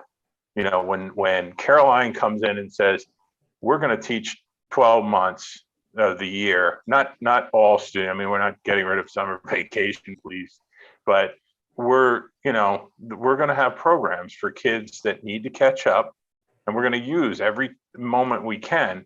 Here's what I need to do from a teaching standpoint. How do you bridge that gap to coming up with engineering and facilities requirements? That's the art of what we do. John, do you want to take a crack at that? I mean, with our design philosophy, we want to listen to what the teachers, what the end users, what they need, but we then take that information back, and it's very helping us to get a very basic idea of what we're looking at. And so that's why we start to look at being able to show them, this is the type of space that we're planning on designing for you. And then we can take that information and then we can turn that into the design documents and the design for the building that then you guys can use. And also during the process, not only do we start to try to give you sketches and things like that, that's where using some of the virtual reality comes in, because we can then put you in that space before it's even built to give you a sense as to this is what it's going to be like. And just to add on, can you talk about designed-in flexibility? I said we implemented this pre-K, but basically we said to the principal, go find a room and make it your pre-K. That's what we want to be able to do, is have space that as these things come up, as these new requirements come up, we can be flexible with the way we use them. Do you design in flexibility? We try to design in as much flexibility as we can, because we know that we're designing the space for today, but its use can change tomorrow or in 5 years. or in 10 years or in 20 years, because that's the nature of the school, the education. It's the nature of how the buildings get used. And John, I'd like to add to that.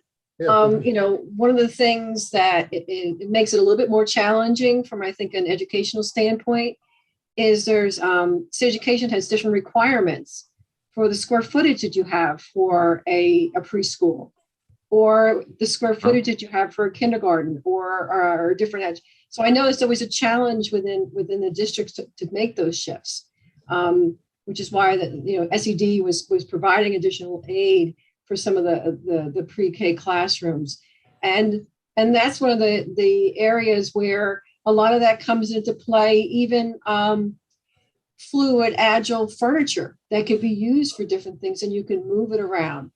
Because I know another challenge is you've got different class sizes for different years. So you might have to make 2 second grades and 3 fourth grades. So it's and that's really just trying to work within the footprint that you currently have, and maybe look at it differently than you would. We can get the information, we'll step back and say, well, maybe if you put these 3 classrooms here, or take down a wall here, you can make 2 larger classrooms. And those are the kind of things we listen and work with you. And again, keeping it within the budget. That's, of course, always the most important thing. Yeah, I'll add one last thing too, that declining enrollment, it can be seen as an opportunity because it's giving districts extra space to do certain things, especially when SED doesn't generally, the formulas don't generally support additions in those situations. They allow you to utilize space in other ways. Give you an example, the Red Hook Mill Road Elementary School, they used to have like 650 kids in there. I think they have maybe 400 in there now. And I kept saying, what do you mean you're out of space? We have to do, we have to look at it. When we delved into it and looked at it, they've added all this other programs, special ed programs that weren't existing in the years when the building was built. Community programs, after school programs, those kinds of things are all available, sort of as a result of, if I'm an optimist, and it's a silver lining in the cloud of declining enrollment.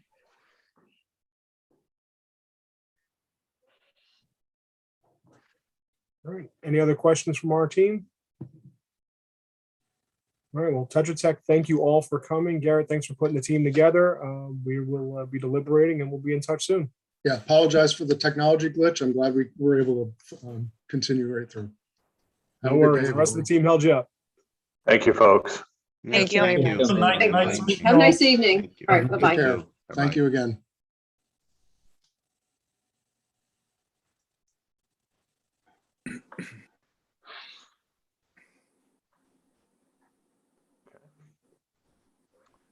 All right. Oops.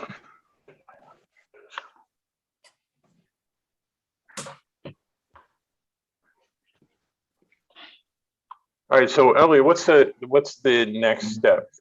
The next steps would be for the, excuse me one second. This is the exec session at the end. Yep, we'll in executive session, the board will have a discussion about the potential partnerships, and I think we would be looking for some conceptual direction to conduct background checks and explore contract documents for a future agenda contract award. Okay. Very good. And folks that were on that subcommittee, I mean, nicely done. I think we have 2 interesting options. So let's continue on. From President's report, the only thing I want to make sure is it looks like March 10th works for everybody. I don't know if I heard from Paul yet, but it looks like it works for almost everybody. So we'll plan on March 10th being that board retreat. Thank you, Howard. And just a real brief, there was, I think I sent it out, and maybe I just sent it to Laura and Caroline. We had an interesting presentation from Bard College on the program that they run with BOCES. And also the Hudson Valley collaboration. Basically, it's a clearinghouse for scholarships. So that stuff will be put out there, and Caroline and Laura and the team will take it from there. Howard, did you have anything? Nope, not tonight, thanks. Okay. I don't know if we have the superintendent's report.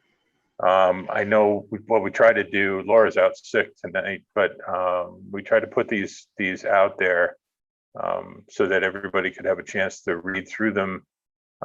If there's any questions on whether it's Laura's, Caroline's, or Elliot's presentation, let's throw those questions out there now.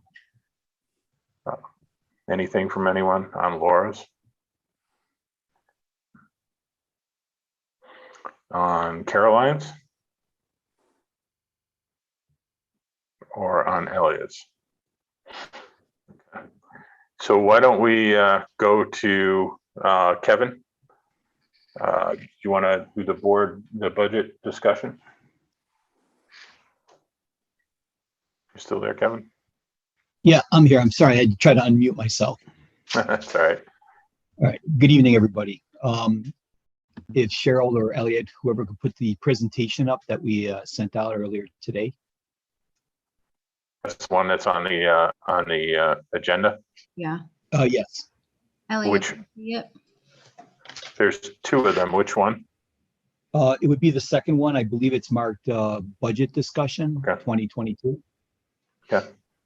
I don't think I have it, but I can pull the PDF off of the agenda.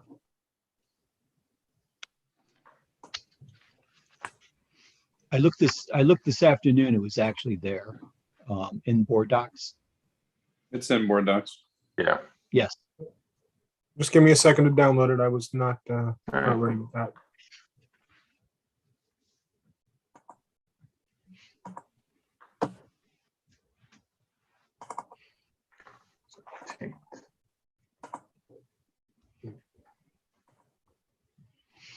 I think one of the things you'll notice when they bring up the presentation is in the upper left-hand corner, everybody is using the Millbrook Central School District logo in the corner. So it was something I noticed on the other two presentations also.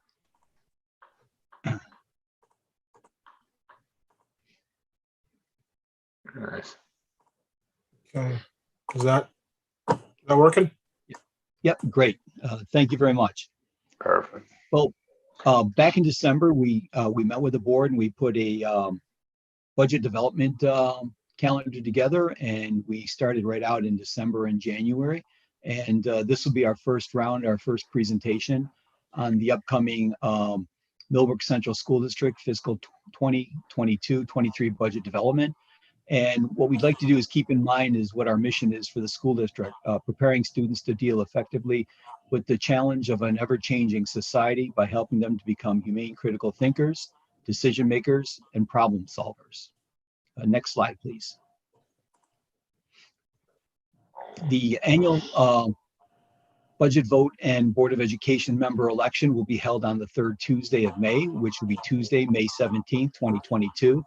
And it's my understanding it's typically held at the Millbrook Middle School Auditorium from the hours of 12 noon till 9 p.m. So please, everybody, keep that in mind. Just for the public's input, Cheryl, do we know when prospective board members have to have their pick up their sheets and have them filled out and all that good stuff? Yeah, I'm gonna have them ready within the next week or so for them to be able to pick up. We'll have them on the website and in the office to pick up. And then they have to get them back to me in April. I want to say the 16th, but please don't quote me on that. I'll get the date out and it'll be on the website, but it's in April. Okay, very good. Sorry. Thanks, Sam. I do believe it's 30 days before the actual election. So, but Cheryl will check that. Yes. Okay. So we asked for people to come up with some budget objectives and things to address in the fiscal 2022-23 budget. And the superintendent was quite helpful in helping put together some objectives. First, to ensure we support programs that meet the needs of all our students.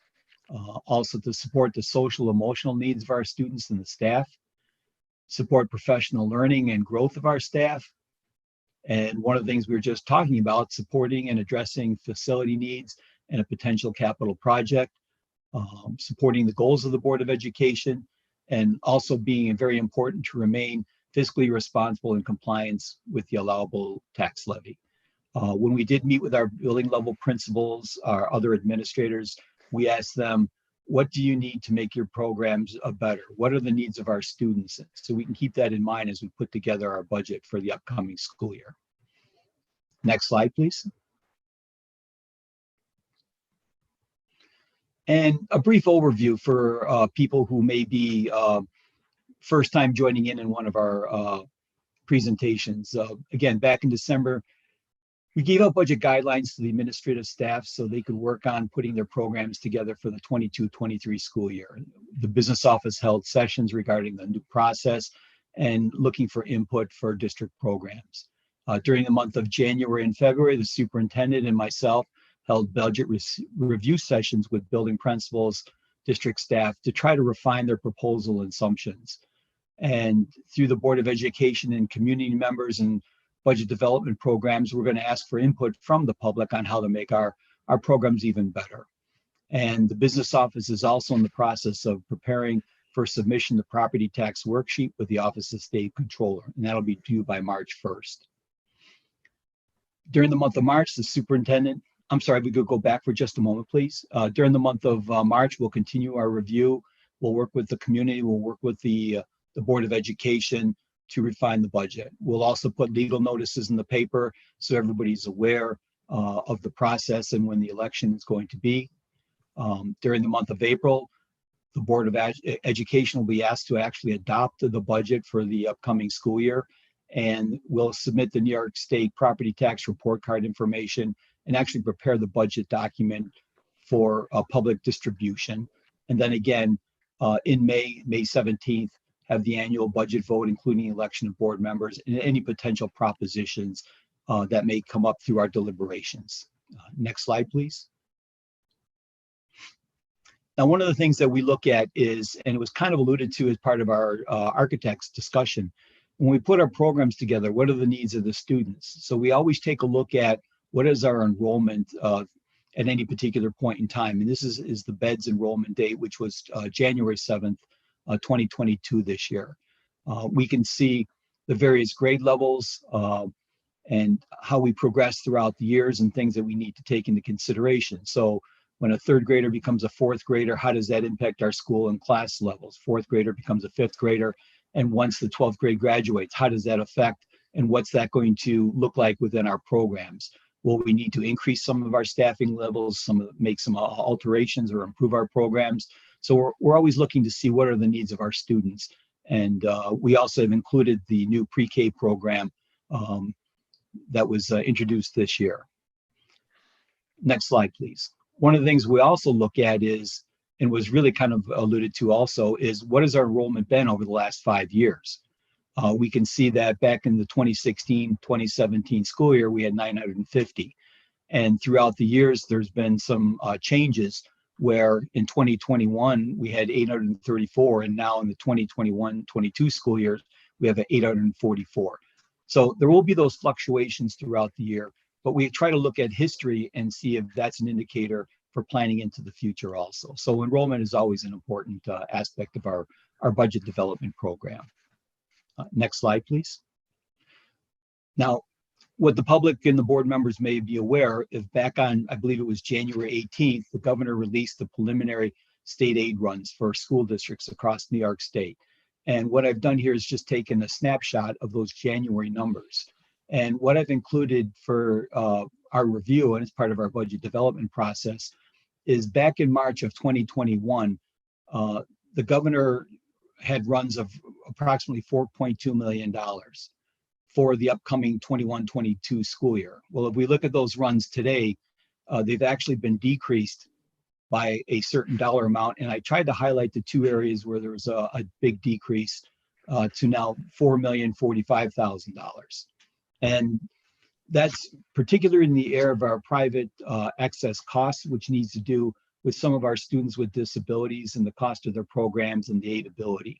So it's something that we're going to be aware of, and also looking at the projection for next year of 121,501 in private excess cost. So we need to be cognizant and always looking at the numbers. The change or the increase in state aid won't be 337,260. It'll be something slightly different because they would have budgeted last year for $4.2 million. And now we're going to get roughly $4 million.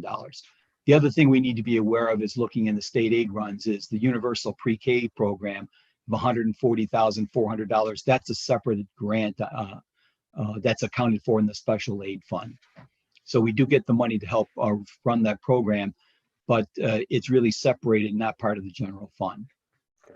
Next slide, please.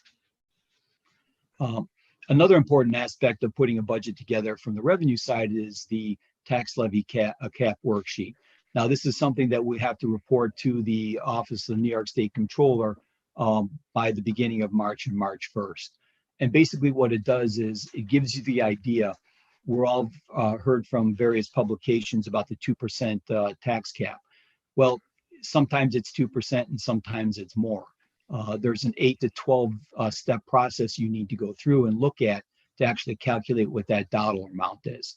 Now, there are some adjustments that can be made for growth in your tax base. And what does that mean? That there's been an increase in the assessed valuation. There's probably some new buildings, some increase in assessments. There's been growth in the community. So there's an allowance there to take into consideration in calculating your tax cap. The district, to my knowledge, has no payment in lieu of taxes. Those are pilot agreements, and they're typically with businesses, organizations that pay taxes not on the fair market value, but a reduced amount of the property value based on an agreement with an industrial development agency or another governmental organization. A lot of the concept is that they bring jobs or opportunities into the community, so they're given a tax discount per se when it comes to the school taxes. So as we start to work through those calculations, we also have to take into consideration our capital expenses, less any of the building aid that we come in. And again, multiplying then by a 2% limit, even though the cost of living has gone up more than 2%, we are capped in our calculation by the 2%. So as we work through the process and going to the next slide, you could see that the maximum amount that we can increase our property tax levy without having a 60% tax or more than just a simple majority would be at 2.97% or $754,400. So that's something we can take in mind as we put our budgets together. Again, not recommending that dollar amount, but saying based on the required calculation, that's the most we can increase our tax levy without going to a 60%, just a simple majority. Next slide, please. One of the other important aspects is when we're looking at our budget is what are our reserves? So in particular, to try to keep the property tax as low as possible, we could also rely on some of our reserves to help fund various programs for the upcoming school year. And what I've reported here is a list of district reserves that were reported as of June 30th, 2021 in our actual financial statements. So the district has money reserved for unemployment benefits, retirement contributions to the employee retirement system and the teacher retirement system, a reserve for insurance losses, tax certiorari. Those are claims typically by businesses who feel they've been overassessed or overpaid, paid their taxes. And then we have what's also important is the capital reserve of $6.996 million, which will also help fund an upcoming capital project. Then we have an appropriated fund balance. That's money that we apply every year to try to keep the tax rate as low as possible. Carryover encumbrances, those are typically purchase orders that have been issued and the material hasn't arrived or we haven't paid for them yet. So we can roll those over into the next year. And then unappropriated, which is limited to a 4% based on current law. So at this particular time, as of June 30th, 2021, a grand total of $13,295,874. Now, we've looked at these numbers as of December of 2021. We still have 6 months of school and activities going on, so they will change. It's really a preliminary view, but we're just bringing that to the board's attention that we do have reserves for various programs and services. Next slide. Kevin, why don't we have, I've never quite understood why we don't have money in our reserve for repairs. That's actually a possibility. Again, forgive me, I've only been with the district for a short period of time, but it is a possibility of something that we could look into the future. Yeah. I mean, I think it's something we should look at, especially until we can get a capital project in place to actually, fix things on a bigger scale. Sure. Elliot, maybe you guys could take a look at that, see if that makes sense or not. Right. Sure. There are some certain limitations on what you can do with the repair reserve, but it's something we could definitely look at if the board would like. Sure. Okay. Okay. Next slide, please. So what's going to happen into the future as we work through the next month, March, April, into May? We're going to continue to have budget discussions. We're going to continue to revise some of the proposals. Again, sitting down with program administrators, central administration, principals, directors, and supervisors. We'll look at our district staffing levels where appropriate for efficiencies. We'll continue during the month of March and April to have community workshops and discussion forums. We'll look at the budget from the administrative, instructional, and capital point of view. That's a 3-part budget. Continue with presentations and asking for the Board of Education to finally adopt something that we can then report to the New York State, the Office of the State Controller, prepare the property tax report card, and then actually have the vote in May 17th. Next slide, please. So that's a brief overview looking basically at the process that we're going through, the discussions that we're having, some of our revenues that will be useful in putting the budget together for the 22-23 school year. But again, this is the first of many presentations to come into the future.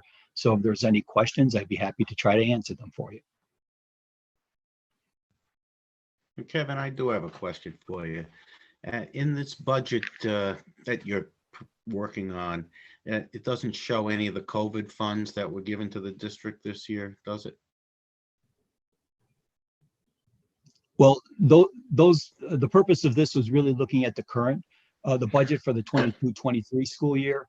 Right. There are some funds that will be eligible to participate in, and it's my understanding that it's in the process of applying through various grants with the State Education Department and other agencies for their review.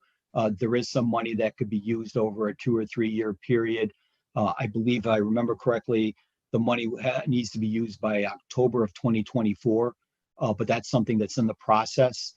And, Right. Once that is actually approved by the State Education Department, we could share that information, I'm sure, with the board. Okay, but I realize some of it has to be used. It has a sunset. It eventually goes away.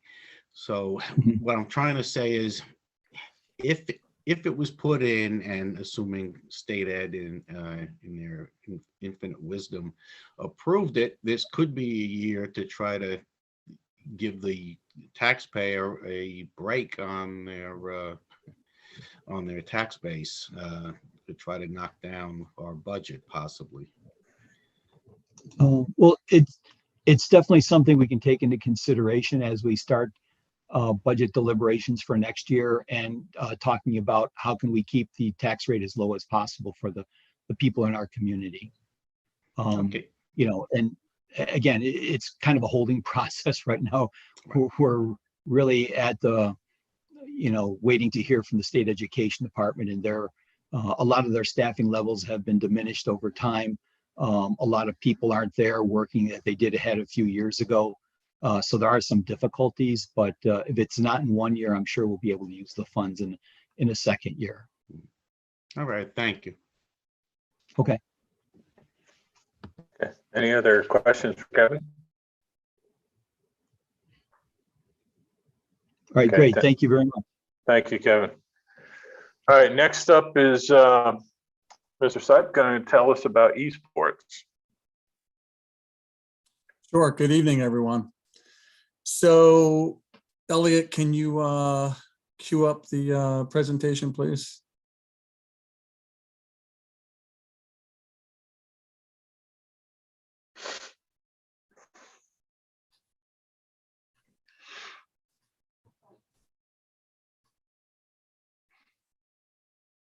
You're muted now. Yeah, There you I'm go. sorry. I was just telling my girls to keep it down if they could. Sorry about that. The joy of working from home. So thanks for the opportunity. So to begin, Elliot, you could go to the next slide. For those of you who are unfamiliar with esports, as we haven't discussed this in a couple of years, esports is a form of organized competition using video games. Recently, I had attended an informational meeting with Contender Sports. And I really did not realize how popular esports is. Esports is the fastest growing participation activity for ages 12 to 21 in the nation. As it states there, esports improves hand-eye coordination, problem solving, strategic thinking, and team building. And esports is an alternative for engaging students less interested in our traditional sports, such as like football, basketball, baseball, soccer, and so on. Next slide, please. So some interesting tidbits. As of 2021, over 200 major colleges and universities offer club and interscholastic teams at all levels. And evidently, this number is expected to triple over the span of the next 5 years. Many universities are now offering scholarships to esport players, including universities like Miami University of Ohio, the University of California at Irvine, Robert Morris University, the University of Utah, Boise State University, just to name a few. And due to its popularity, more and more colleges are adding programs of study where one can earn a bachelor's degree in esports. So we are looking for your support. Once we learned that we could work with Duchess BOCES and not purchase our own equipment, which is extremely expensive, we started the process of surveying student interest. So attempting to be fiscally responsible, we are proposing to contract with Duchess BOCES. And the cost of esports COSER this spring is $2,000. And that's currently a 1-year discounted price. So the practices and matches would take place at Contender Sports. That's located in Wappingers Falls off of Route 9. We would hold one practice each week, and there would be one weekly match against another school. And matches are currently penciled in for Saturdays. Next slide, please. So parts of the services at Contender Sports include ongoing training sessions for our coach. They will be holding an initial evening of training and offer any additional support needed for our coaches. If it comes down to holding tryouts for the proposed games that they're offering, that I'll speak to momentarily, their staff provides that support during our tryout process. Their facility is pretty amazing. They have a private Discord room specifically for our team. They will provide a private team voice chat channel. There is also a live streaming of events on Twitch for Rocket League, and I'll discuss more on Rocket League in a minute. And they handle all of the scheduling events, organization, and refereeing. Okay, gaming titles. So for this spring, Contender Sports would offer 3 games for our students to participate in. Each game has the amount of players that would play for each game against an opposing school. You see that in the format column. In the active players column is the number of players per game and the subs that you could roster in the event that someone is absent on the day of competition, or simply the ability to rotate players around from week to week during competition. So we would need a minimum of 13 players, 3 players for Rocket League, 5 for NBA 2K22, and 5 for Super Smash Brothers. So that would give us a maximum of 20 Millbrook High School students participating in esports with subs on our rosters. And based on and based on our survey, we definitely have more than 20 interested. Therefore, tryouts would take place to determine what roster and games players would be assigned to. Next slide, please. So do they have to play all, I mean, if you had the 20 or 13 or whatever students, they're playing all 3 of those games, or there's different students for each game? Different students for each game. Wow, that's amazing. Yep.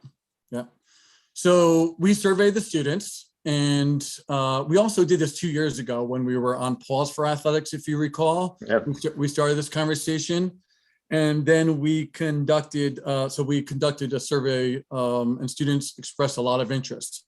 So once this resurfaced again, I sent out a new survey of our current students. 37 students responded. That's pretty good. Students are not good about checking their email, but through announcements and through efforts and word of mouth, not too bad in terms of the number of responses. And of those 37 responses, 28 of those students expressed that they were extremely interested. So due to the game offerings this spring, we needed to learn the specific interest and experience of our students. So of these 28 students who are extremely interested, we have 6 students with experience in playing NBA 2K22, 15 students interested or with experience for Rocket League, and 15 students for Super Smash Brothers.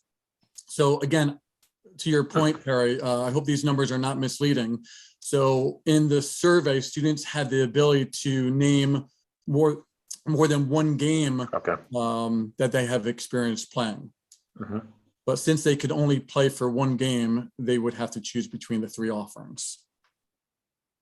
So therefore, tryouts would be necessary if we exceed that maximum interest limit per game. Next slide, please. All right, so these last 2 slides require a conversation around transportation and advisorships. As this is not deemed a sport under the New York State Public High School Athletic Association, if esports is approved, I guess question number 1 is, will Millbrook provide transportation? And if yes, and we certainly know the challenges with transportation. However, working with them, they have communicated to me that first student can help after 4:15 p.m. during the weekday. And that would work because working with Contender Sports, they allow for later practice times. All right, and last slide, Elliot. So again, if approved, we will be asking for the creation of an advisorship or stipend for our coaches. And I just thank you for your consideration. Eric, first of all, I got it, because I know when you came to the board with this before, there was much bigger price tag on it. And I think the reaction was less than, overwhelming. And I got to thank you for being a dog with a bone, man, just staying on this. So if we take the $2,000 to play and the bus, I'm assuming we know what the bus would cost, and the stipend approximately, what are we talking about for a school year? So certainly the $2,000 for the coaster with BOCES. We would be transporting students only twice a week. Okay. Once the week during the practice and once for matches. So it's only twice a week. And depending on what we just determine in terms of an appropriate stipend for the coach. Rick, how many weeks is the season approximately? Yeah, approximately 10 weeks. So we're talking about 2 hours for practices and 3 hours for matches. So 5 hours a week, approximately 50 hours. And 20 trips. Correct. Caroline, do you know about what a trip would be? I don't, but I can get information tomorrow. Yeah, on one hand, personally, I'm sitting there going, so we're taking our kids off the sports fields and sitting them in a chair, which they've complained about, doing their lessons in a chair. Now our sports team are going to be there. But I also see some of the money that's involved in these things. I mean, I was watching a tournament on, I don't remember what it was, but the winner got like $150,000, check.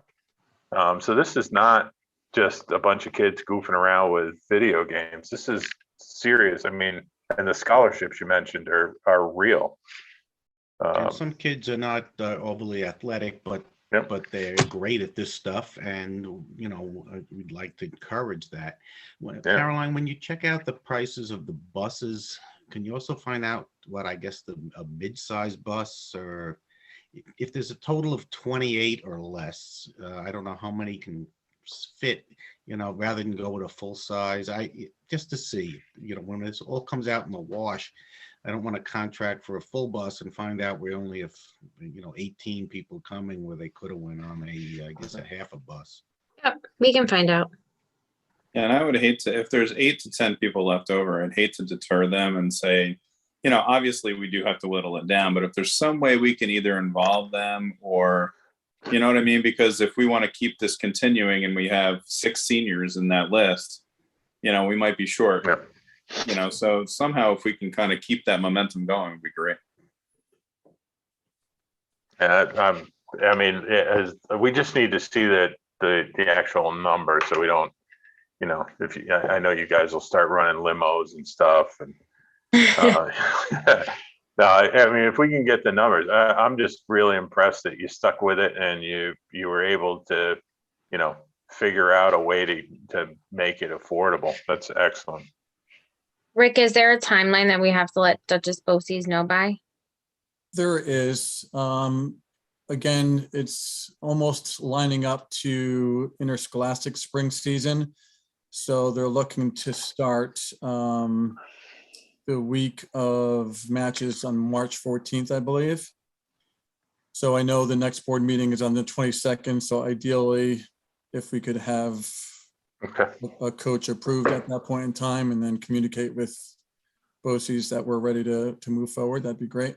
Good, get all the figures together and what the bottom line is, and then we can, try to push it for a vote.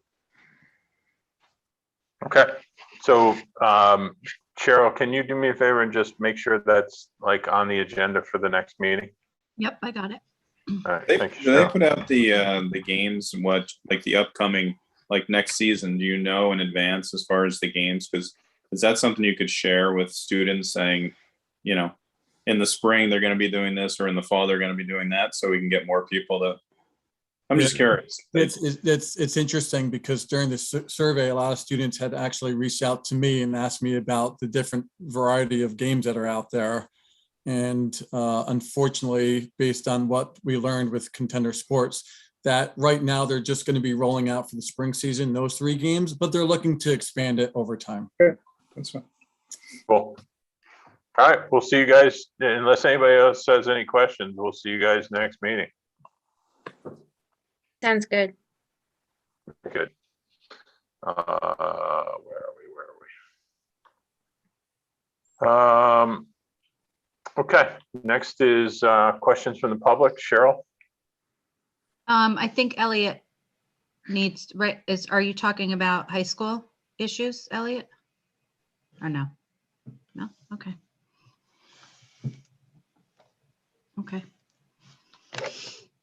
We have 2. One was from Gully Stanford, who wanted to take a moment to thank the board for, he's been on the board, he's running again, and that he wanted to let you know that he would be running. And then we have one other question that isn't going to be appropriate for the meeting, and we'll be forwarding that question from Mr. Lacoste onto our legal team for review. And that's it. Yeah, just so everybody knows, I Cheryl didn't make that call. I looked at the question. It's definitely a personal thing that needs to go to our lawyers. So, all right, very good. Anything else we need to put on the agenda for future meetings? I'm getting pretty, as usual, this time of year gets very busy. Well, Perry, we're going to need to follow up on an item that's been, I guess, kicking around for since the last board, and that's what we're going to do with the seniors, I guess, with what they're going to, I guess, the internship or not, only because I'm aware of some seniors that they go in at 8 and they're home at 12:30, and not, there are things available, of course, for them, but if they don't choose to do anything, and if their parents sign off on it, I think we're doing a disservice in not keeping them in school a full day and giving them some kind of courses. But that's something, Caroline, I guess, only because I know Lords, if the student doesn't wish to take courses, they can't leave the campus until dismissal time. And I don't know what our offerings are or our rules are on that. Yeah, I can tell you that by the time a student is a senior, many of them, if they've followed a typical course towards graduation, will only need a participation in government economics class. So 1 credit of social studies, 1 credit of English 12, and a half a credit of PE, assuming that they've been taking electives all along. So, a typical, this is requirements basic for graduation, might only leave them with 2.5 periods of classes that they're required to take. Now, they could sit in study hall for the remainder of the day. That does become a management issue, right? To keep them engaged productively when they have nothing to be engaged in. Some of our students do have parent permission. They do leave and they do go to jobs after school. So it's tough to balance, right? The needs of the family and the student when they've essentially met requirements for graduation other than what they're currently taking.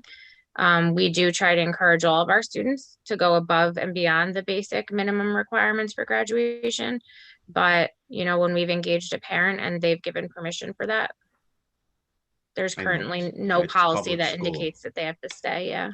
Right, unless we can come up with something that will entice them, interest them to take. And I don't know if there's maybe some kind of intro to careers or something, so they just don't go home and unless they're e-gaming, of course.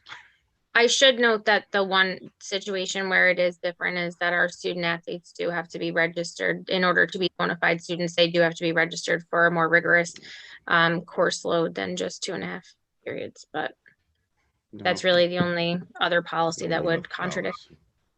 All right, thank you. All right. Where am I? Over here.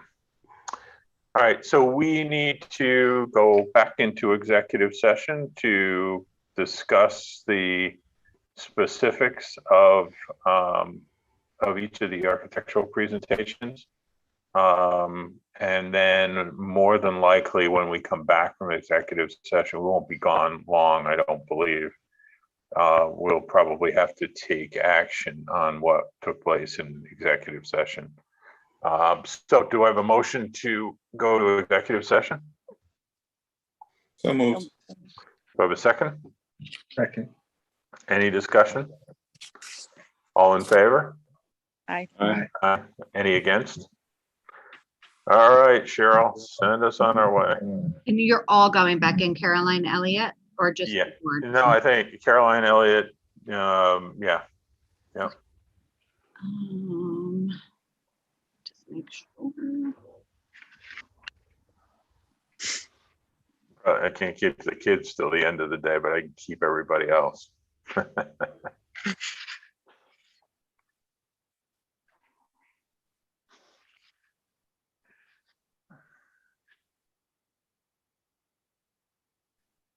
All right, guys.